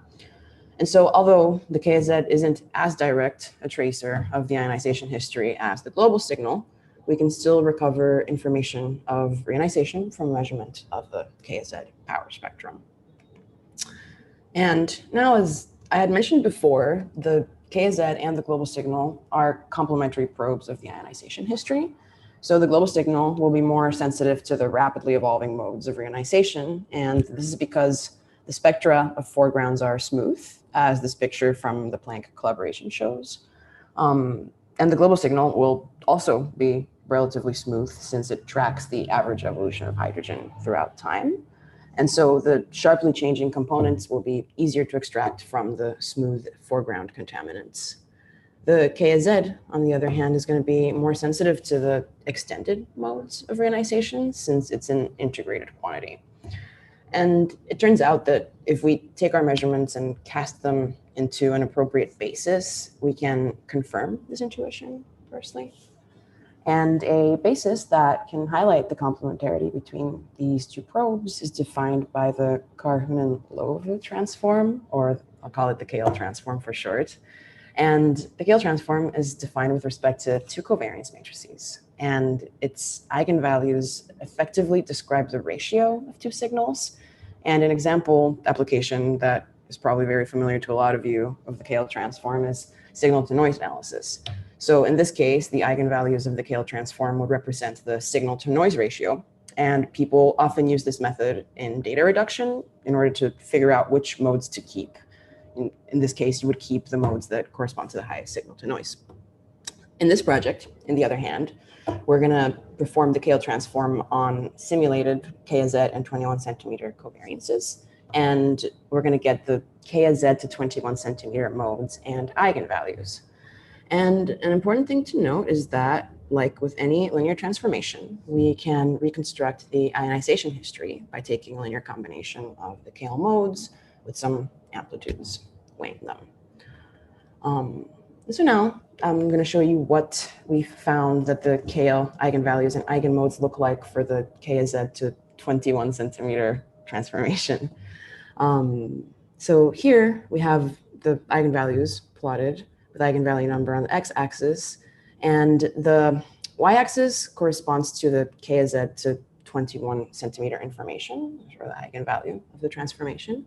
And so the eigenvalues up here on the left correspond to the highest KZ to 21 centimeter ratio. And so their corresponding modes are going to be the ones that are best measured by the KZ. On the other end of the spectrum, we have the eigenvalues whose corresponding modes are best measured by the global signal. So they have the highest 21 centimeter information. And so we can look at what the corresponding eigenmodes look like. This is the one that has the highest KZ information, the one that's best measured by the KZ. And we can see that it's quite smooth. And so are the next few ones that are well measured by the KZ. The modes that are best measured by the global signal, on the other hand, are a lot more rapidly changing. And we can see a couple other ones. And this is a really nice result because it agrees really wonderfully with the intuition that motivated this project in the first place, that the KZ should be sensitive to the extended modes of reionization and the global signal to the rapidly evolving ones. But this transform is more useful than just confirming our intuition. We can also use it to do statistics. And the next thing is to, now that we have this eigenvalue spectrum, we want to see if there are any modes that are well measured by both signals, and we will call these overlap modes. And here I've plotted an example of what one of these might look like. So it's not as smooth as the modes that are best measured by the KZ, and it's not as wiggly as the ones that are best measured by the global signal. It's a bit something in between. So if we have some of these overlap modes, then given independent measurements by the two probes, we can use the overlap modes to perform some consistency checks and to make sure that there are no systematics in our data. And so we can do this with a statistical tool called the null buster test. And this test essentially answers the question, how well can we detect the presence of systematics in our data? And here's the equation for the null buster statistics. And here, nu tells us within how many sigma we can detect systematics in our data. So here Z would be a measurement of the ionization history made by the KZ minus a measurement made by the global signal. S is a vector that essentially tells the test the shape of the systematic that you are looking for, and sigma is the noise covariance. So to get a little bit of intuition behind how this test works, you can think about an extreme scenario where we just have a perfect measurement from both probes. And then we would measure the exact same ionization history from the KZ and the global signal, and Z would just be 0. And in real life, things rarely work out this way. So we definitely expect to have some discrepancies between the two measurements, leading to Z being non-zero. Where the null buster test becomes useful is that it can help us figure out how much of this discrepancy is due to systematics in the data rather than just pure noise. So we have, So we have performed this test for a couple of statistics that what one might expect in a global signal experiment, like cable reflections. So in the figure on the left, in the vertical axis, we have the number of sigma to which we can expect to detect the cable reflection systematics. And on the bottom, we have the amplitude of the residual cable reflections, so after subtraction.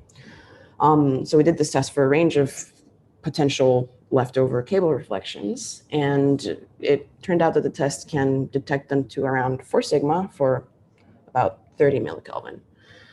There is another common systematic, which is foreground contamination, and the test is even better, which it can detect foreground residuals to within order 100 sigma for 220 millikelvin.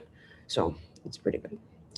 And right now what we're doing is that we're testing for some common KZ systematics, and we've started with some residual CMB primary power, and the test is really very good. But this is not surprising since the KZ primary power is so much larger. The CMB primary power is so much larger than the K.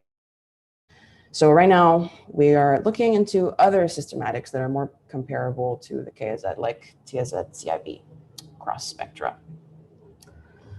And yeah, that is basically it. Just to summarize and to outline a bit of what's coming next. The KL basis, it highlights this complementary relation between the KZ and 21 centimeter global signal. And also by working this basis, we can perform some statistical tests on modes that are well measured by both probes in order to detect whether or not there are systematics in the data. And one thing that I do want to mention that I didn't mention before is that in this project, we're setting up a general framework for using the KL transform. You're not necessarily limited if you want to apply the KL transform to the KZ and the global signal. It can really be generalized to any other 2 probes that you might think of. And yeah, what we're going to be doing next, as I mentioned before, is exploring some more systematics to test and see how well this method can detect them in data. And we're also going to be looking into incorporating other probes, such as the optical depth. And that's it. Thank you for listening. Thank you very much. And thanks also to all the speakers of this theory session. I guess let's go on a quick 5-minute coffee, tea, water, whatever break to be ready for the discussion at 3 p.m. UTC. And see you in some minutes.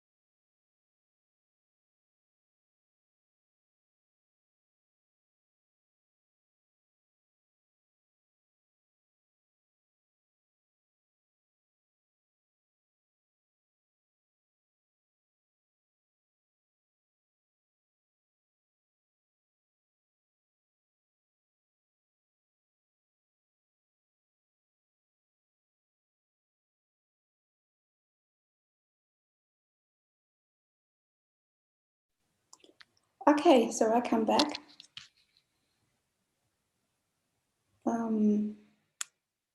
If there's no other announcements, I would just drive through a little overview and connect a little bit the dots of the theory session. So I hope you can see this properly.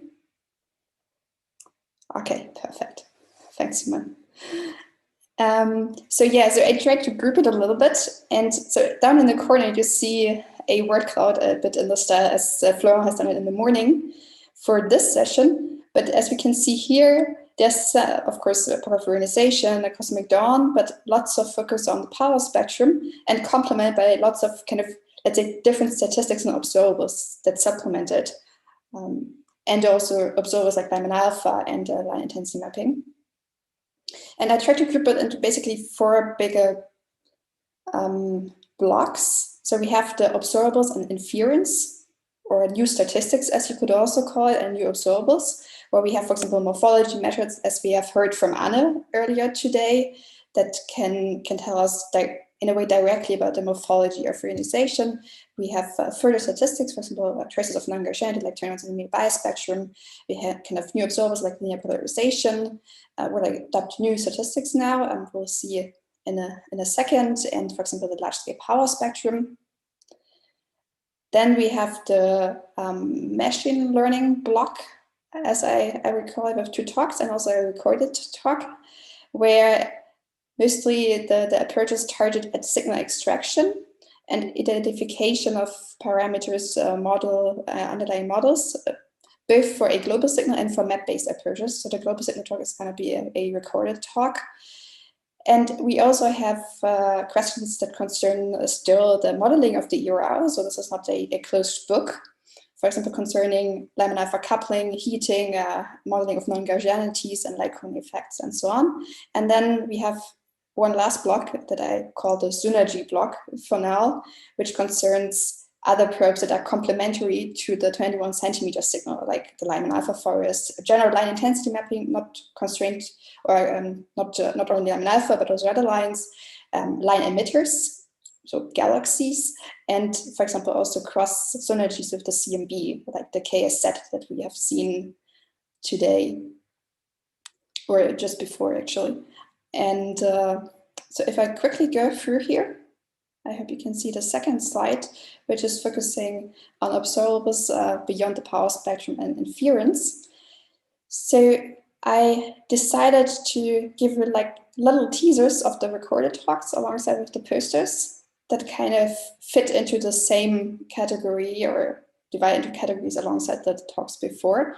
So actually for this one, we have 3 recorded talks where there's one talk by Sam Gesanis that focuses on this morphology measure of reionization, where basically you get a bit different constraints from the power spectrum that are less precise, but for example, they seem to be more robust in presence of foreground. So there's also these complementary effects that arise once you add noise or foregrounds. Then you have what I call new probes or statistics, like or extensions to the simple power spectrum, like the bispectrum, where you can see, for example, sign changes that tell you about the heating properties of the IGM. And new observers like the linear polarization. Then there's like a study that is shown here that basically explores the shape of the signal and its detectability for future probes. And this kind of comes together with some posters that we have on the Slack. So you can see the channel here, the 17 centimeter posters, where we have, for example, density ionization correlations, larger cluster statistics, larger power spectrum, and strong lensing that complement this quest for new observables and statistics. So I just briefly go over this and then open the floor for discussion. And the second block is the machine learning block now, in this summary at least.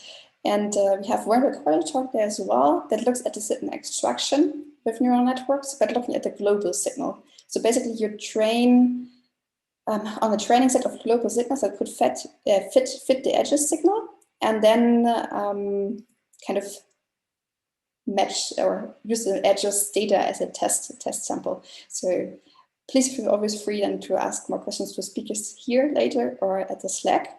They, of course, know way more than I do on their subjects. And we saw just earlier now 2 talks by Michaela Bianco and David Prelokovic, where they also used a machine learning approach to look at basically the H2 regions and also parity estimation from 3D maps directly with CNNs or something CNN based in terms of neural networks.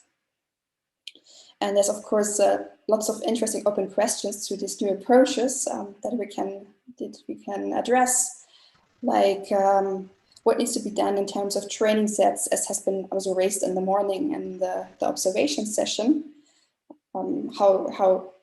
Basically, how much trust do we trust our training observations or training simulations? I mean, for example, can there be extensions that go beyond training and supervised methods and so on? I think there's lots of interesting work to come in the next years.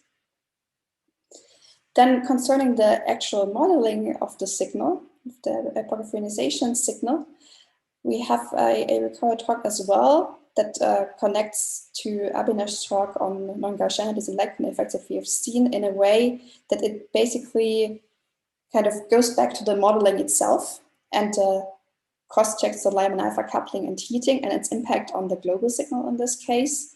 And we have a poster on a bit more general source spectra and heating and how is the impact there.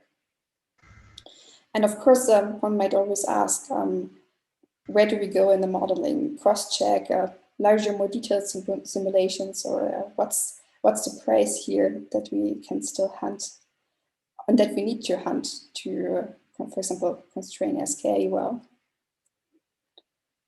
And then as the last block that I now kind of summed together in this overview of the session, I put the synergies. So for recorded talks, we have basically 2 talks that focus on a bit more Lyman alpha, but they can be extendable also to other signatures in principle. So we have one on the Lyman alpha power spectrum, where one can see how the 1D power spectrum depends actually on the EoR astrophysics, even at lower redshifts, as measured by the DZ, the DZ telescope measurements. And we have a second joint modeling that brings together Lyman alpha emitters and Lyman alpha. And we actually saw out of this kind of active area 3 talks in the previous session, where we had focused on as well the Lyman alpha forest, also line emitters that push to higher redshifts than Lyman alpha can, like demonstrating that there's many lines out there to be explored, and also that there's also still CMB synergies that we can use. And we also have a line intensity mapping poster by Chandrasekhar Murmu that addresses even another line, the C2 line, as a probe of reionization. So I think it's really interesting to see what's out there in new signals that we can even use to kind of make our measurement of 200 centimeter more robust, or even learn completely new thing that we can't do with just one line. And to basically bring this now to the discussion session, I put now the 4 building blocks here and like some first questions that one might ask. But of course, please feel free to also ask both the speakers of the recorded talks, the poster authors, and also the speakers from the previous session, whatever might be left on your mind about the talks and posters. So that's for a first quick overview to connect the dots. And maybe I stop share for a second, but I can bring it back on if wanted.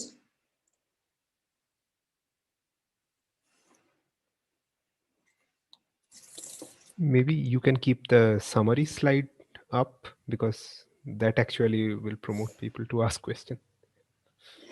Sure, I just put it back on, and then yeah, you're right. It's very easy to switch around.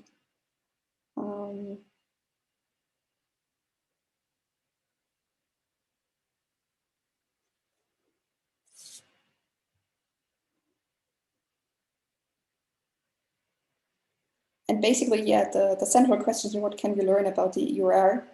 I stole that one from Anna just before. So that's basically our big overarching questions for these separate hunts that we have.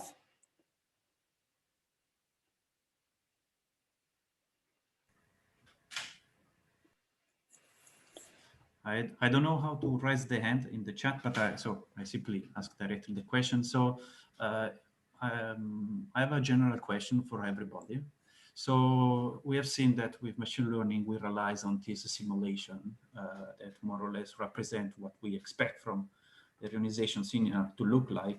So I would like to collect now from all of you your own major concern regarding this type of approach, let's say, if it's more, I mean, I don't know if there is some observational people. This morning there was a very nice discussion on that, and I would like to hear from you also now, if it's possible.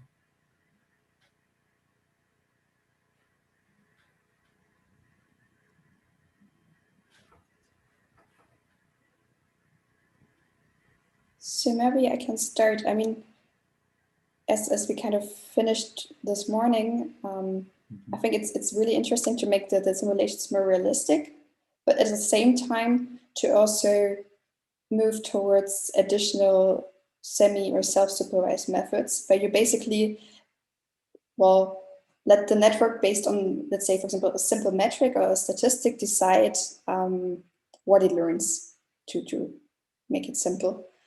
And I mean, you don't have to go like full self-supervised. You can maybe start with something where you complement these approaches, for example, or even something like transfer learning. So let's say you have some observations that trace a different part of the medium, or are the same observations or the same line, but at maybe a different redshift.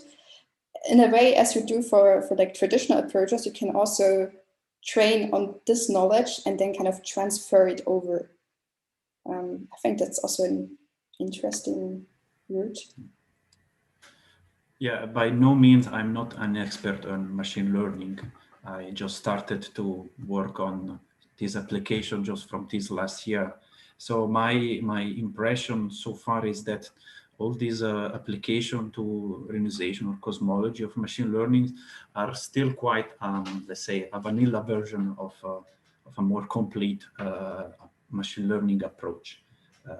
I mean, I compare this when we compare this, from example, neural network from the big company, I don't know, like Google, Facebook, they are much, how to say, much more complex and suited network for their purpose.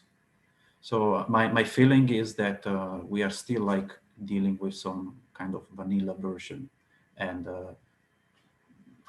there is space for improvement in the complexity of our network, in the sense that we can also combine different type of network that are looking for different future from simulator or observed the observed signal, let's say.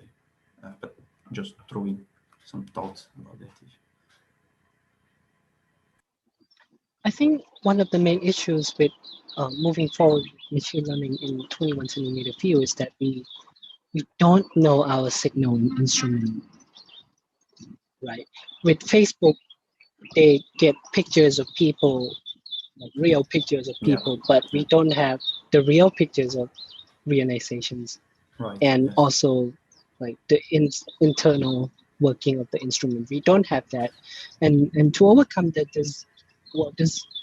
I can think of one way to do that is to improve our simulation, and I know that there are a lot of efforts going on into simulating the systematics and trying to make the 21 centimeter the signal simulation more realistic. One of the problems that I've been asked several times is how to get the correct light cone 21 centimeters EoR power spectrum, and to be honest, I don't know. And from what I heard is that people have tried to compare them, but in the end, we don't really know which one is right. Yes.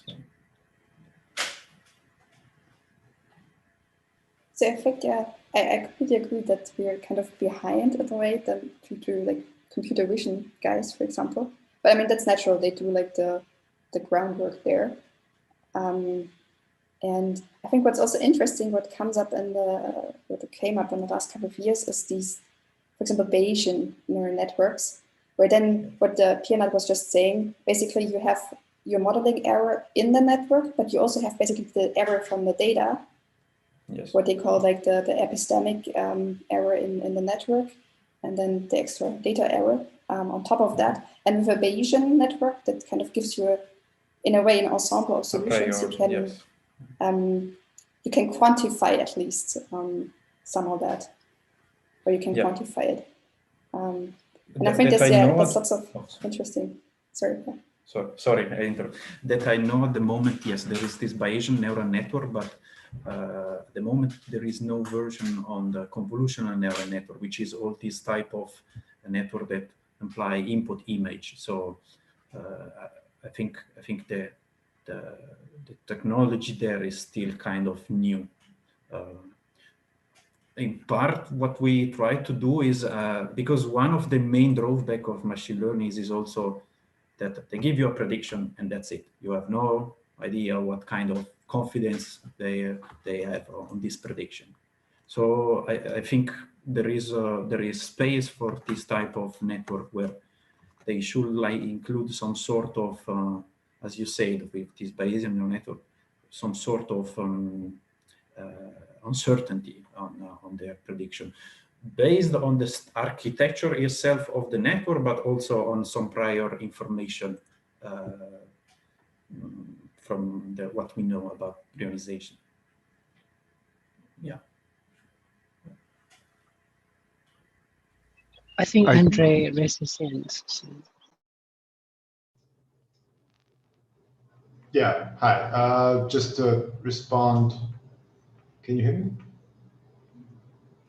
Yes. Just to respond to the previous comment, there was a paper that I'm aware of that did BNNs with CNNs actually in our field, and it was by this group. I think the first author was called Haruta.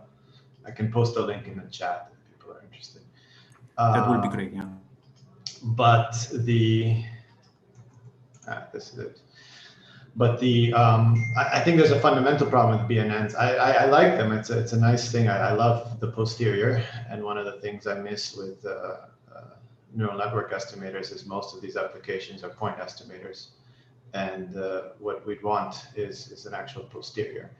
And BNNs give you a posterior, but I think one needs to keep in mind that posterior is not necessarily an actual posterior over those parameters, because what a BNN is doing is it's marginalizing over different states of the network. And there's no strict guarantee that marginalizing over network states is actually, at the end, gives you a posterior over the parameters. And this is, it is Bayesian in a way, but at the final product is not necessarily a posterior. In the paper I sent, they kind of play a little bit with this, with different methods, and you do see the posterior changing depending on what they assume for their BNNs. So I think one needs to keep this in mind. It's not strictly a Bayesian. I mean, it is Bayesian, but it's not the posterior is not the posterior that you actually are comfortable with in a classical Bayesian inference like MCMC approach. Sorry, Andrea, a question. This posterior you're talking about, it's actual posterior on the parameter itself of the architecture of your network, not anything related to the. You can get a posterior over your network, over your astrophysical and cosmological parameters, and you get it by marginalization over the network states. But and so that looks Bayesian, because we're comfortable with marginalizing in Bayesian, but the problem is that you have no way of putting priors on that marginalization. So marginalizing over network states, it is a Bayesian way of doing it, but in the absence of saying like, well, I think this network state is more likely than this other network state, in a sense, so you don't have prior information on which network state is more likely. The resulting posterior is it's not directly the posterior that you want, because you have a poorly defined prior over the network states that you end up marginalizing over. I don't know if that made that clarified my point. Okay. So this is relatively new. I also haven't tried it, and I don't know if it's so well as well, but there's a new thing that the computer vision people now start to use, which is normalizing flows. So it's basically just circumventing what Andre was just describing, that you marginalize over these latent space realizations, and instead you kind of hunt for the best matching latent space one, while at the same time matching or like fitting a complex likelihood. But yes, so I basically second what Michaela was also saying. There's lots of computer vision kind of new developments that are certainly interesting also for us. He's probably. Yes, this is Imai. I just want to follow Andre's comments. So, well, basically what Andre says is totally correct on in the sense that BN, what the posterior predicted for BN is not the BN, the posterior what we want. So I just want to point to a paper that my student Xiaosheng Zhao and I will put on archive in probably within a month. So basically, remember in the last years, the year before last, the SKA conference, we posed this question on how do you estimate errors from the, from the density, from the parameter estimation from the neural network, and then I think we find the answer to replace Bayesian CNN, which is so-called Delphi. Which stands for density estimator likelihood free inference.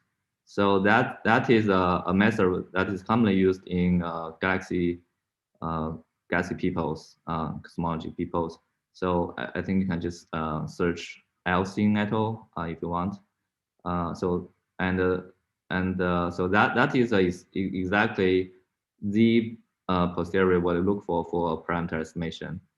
I mean, given in full sense of what we mean by the Bayesian network for a parameter. Delphi, DELFI.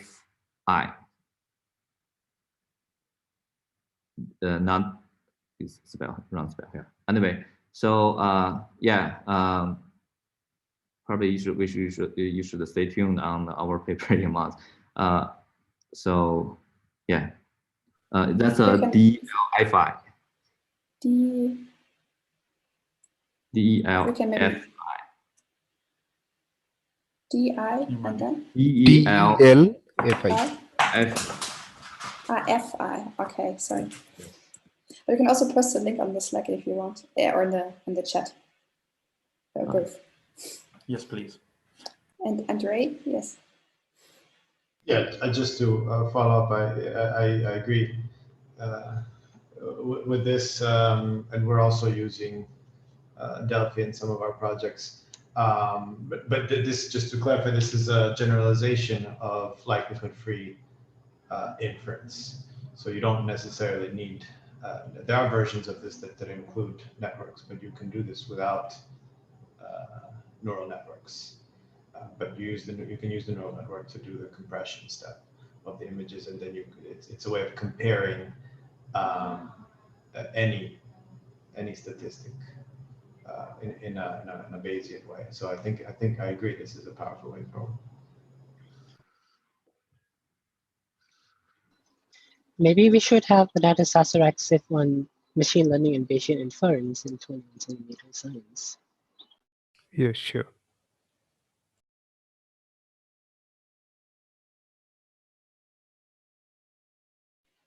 And yeah, definitely. I think that's an interesting section here. Maybe to ask also about the other blocks or areas. If there's a question to the speakers or the posters, or any points or questions raised on synergies or modeling, or I mean, the likelihood-free Delphi now also touched us, of course, on our inference up here. Generally, like how do we best infer or maximize our gain of knowledge from noisy data that we don't really exactly know yet how they're gonna look like, partly.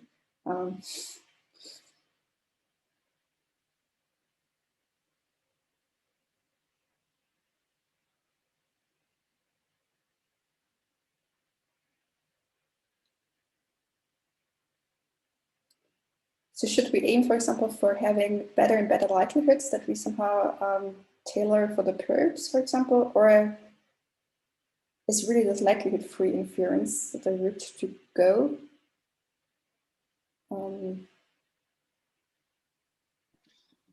I think the answer to that question depends a bit on which angle you're looking at. If you're asking from observational standpoint, the answer will probably be which one is easiest to actually detect.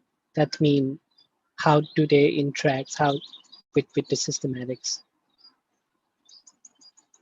And I would also say that the first point that you have there, where do they improve power spectrum measurement, is also important. Eventually, we're gonna detect the 21 centimeter power spectrum. After that, then the question would be, what next? What should we measure next? And it will come into two things, I think: how the systematic can be handled in real data, and what the additional astrophysics that we can learn in addition to what would be discovered from the power spectrum detections.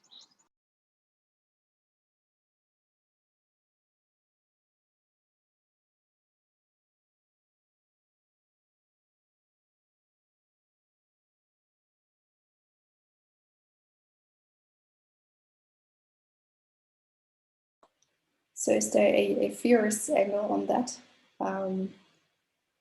So if I understood correctly, from an observation point of view, it would make sense to, well, depending on the data properties, how well you can model it, basically go for the one or the other.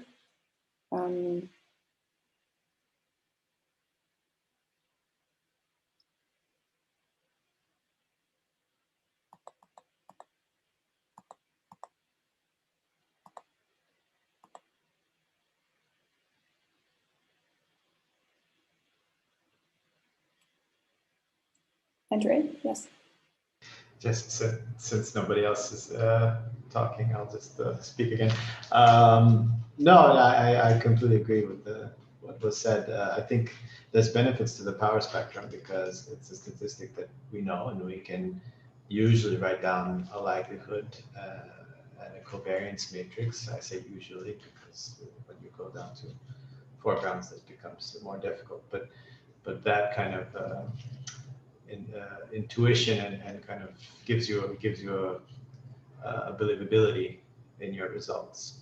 And I think that we understand how the power spectrum evolves. Like from a theoretical standpoint, we understand what the power spectrum evolution gives you. So I think that's useful. But then on the other hand, when we get better and better data, then it's going to be more and more pressing how much they can squeeze out of this data. And so in this case, the more sophisticated, higher level statistics, machine learning, all of these things will improve parameter inference. There were also nice talks about machine learning in foreground cleaning and subtraction, and this kind of aspect of it is also very promising, I think.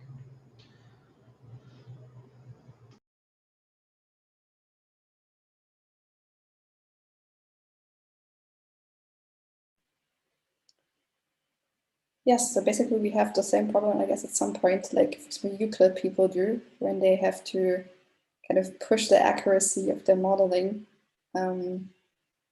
to actually reach the precision that they promise in a way. This might be a specific question to Andre. I'm just curious if it's possible to add in some systematic into codes that do inference, right? 21C and C. Would that be possible? So instead of trying to extract the absolute ground truth astrophysics, we're just trying to see what our corrupted data can tell. Sorry, I'm not sure I follow your question. There has been some work on incorporating systematics in the forward modeling, and that's something we're actively pursuing. There was a great work by Bella Nasiruddin, who took a first step at this using MWA data.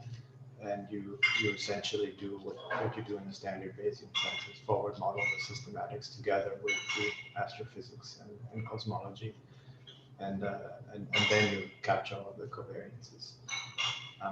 So you bring the data closer and closer. You bring the forward models closer and closer to the data, and I think this is a powerful approach. I'm not sure if that answered your question.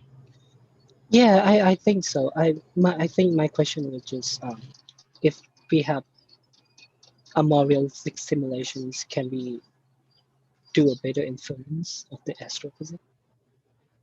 Well, you get a more realistic inference of the astrophysics. Like the previous works can be idealized in that sense, but then eventually we will need to put statistically put in what we think is the corruption, how the data is corrupted. So the foreground residuals, gain errors, calibration errors, all of these things will need to go into the forward modeling. Yeah, I can post a link to the paper I mentioned also.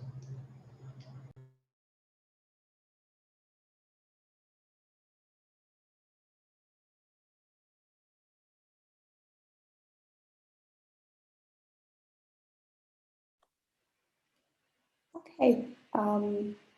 Is there maybe another question on these blocks, or also to the speakers from before, that you want to quickly put here instead of on Slack?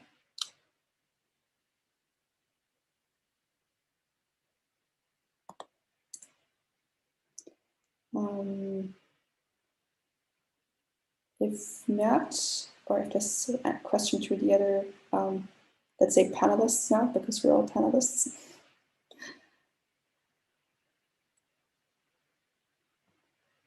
So then, as we have hit the half an hour, or Michaela, you wanted to say something?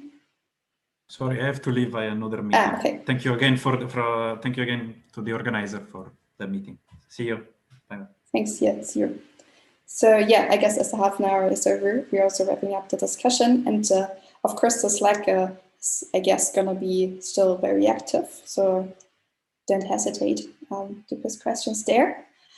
And well, maybe to wrap it up, I guess maybe we'll have a machine learning SAZERAC. I don't know yet, but let's see. That's definitely interesting. And of course, all these questions are intertwined about the big question that Anna was posing. So in the end, I mean, these two are intertwined on how we want to infer actually optimally from our data. And then, of course, the modeling informs also the other approaches that we have here, or the other questions, the machine learning and our observables. And then the crosslinks, I think, is also still an active area of research to explore actually what we can use from signals beyond 21 centimeter to kind of make all of this work together. So I think that's it for a discussion session. If the log has still a comment. I think we are supposed to take a group photo once again. Oh, right, yeah, I stopped sharing. And okay, sorry. and I am supposed to also advertise about the next SIP, which is on CIDR, the cold ISM during the epoch of reionization. It will be on 24th and 25th February. So please go to their webpage. It is in the same webpage of SAZERAC, and you will find this is the 4th SIP. Yeah. That's so if all of us switch on our cameras, that would be.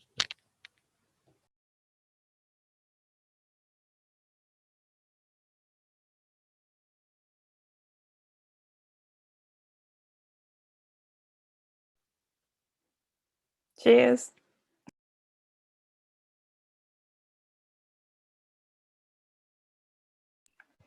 Thank you. Thanks. Bye. Thanks a lot. Thank you, everyone. Thank you. Hope you had a good time. Thank you, bye. Thank And you. thanks to the organizers, of course. I'm sorry I missed that essay. Thanks, Bye. yeah. Thank you. No worries.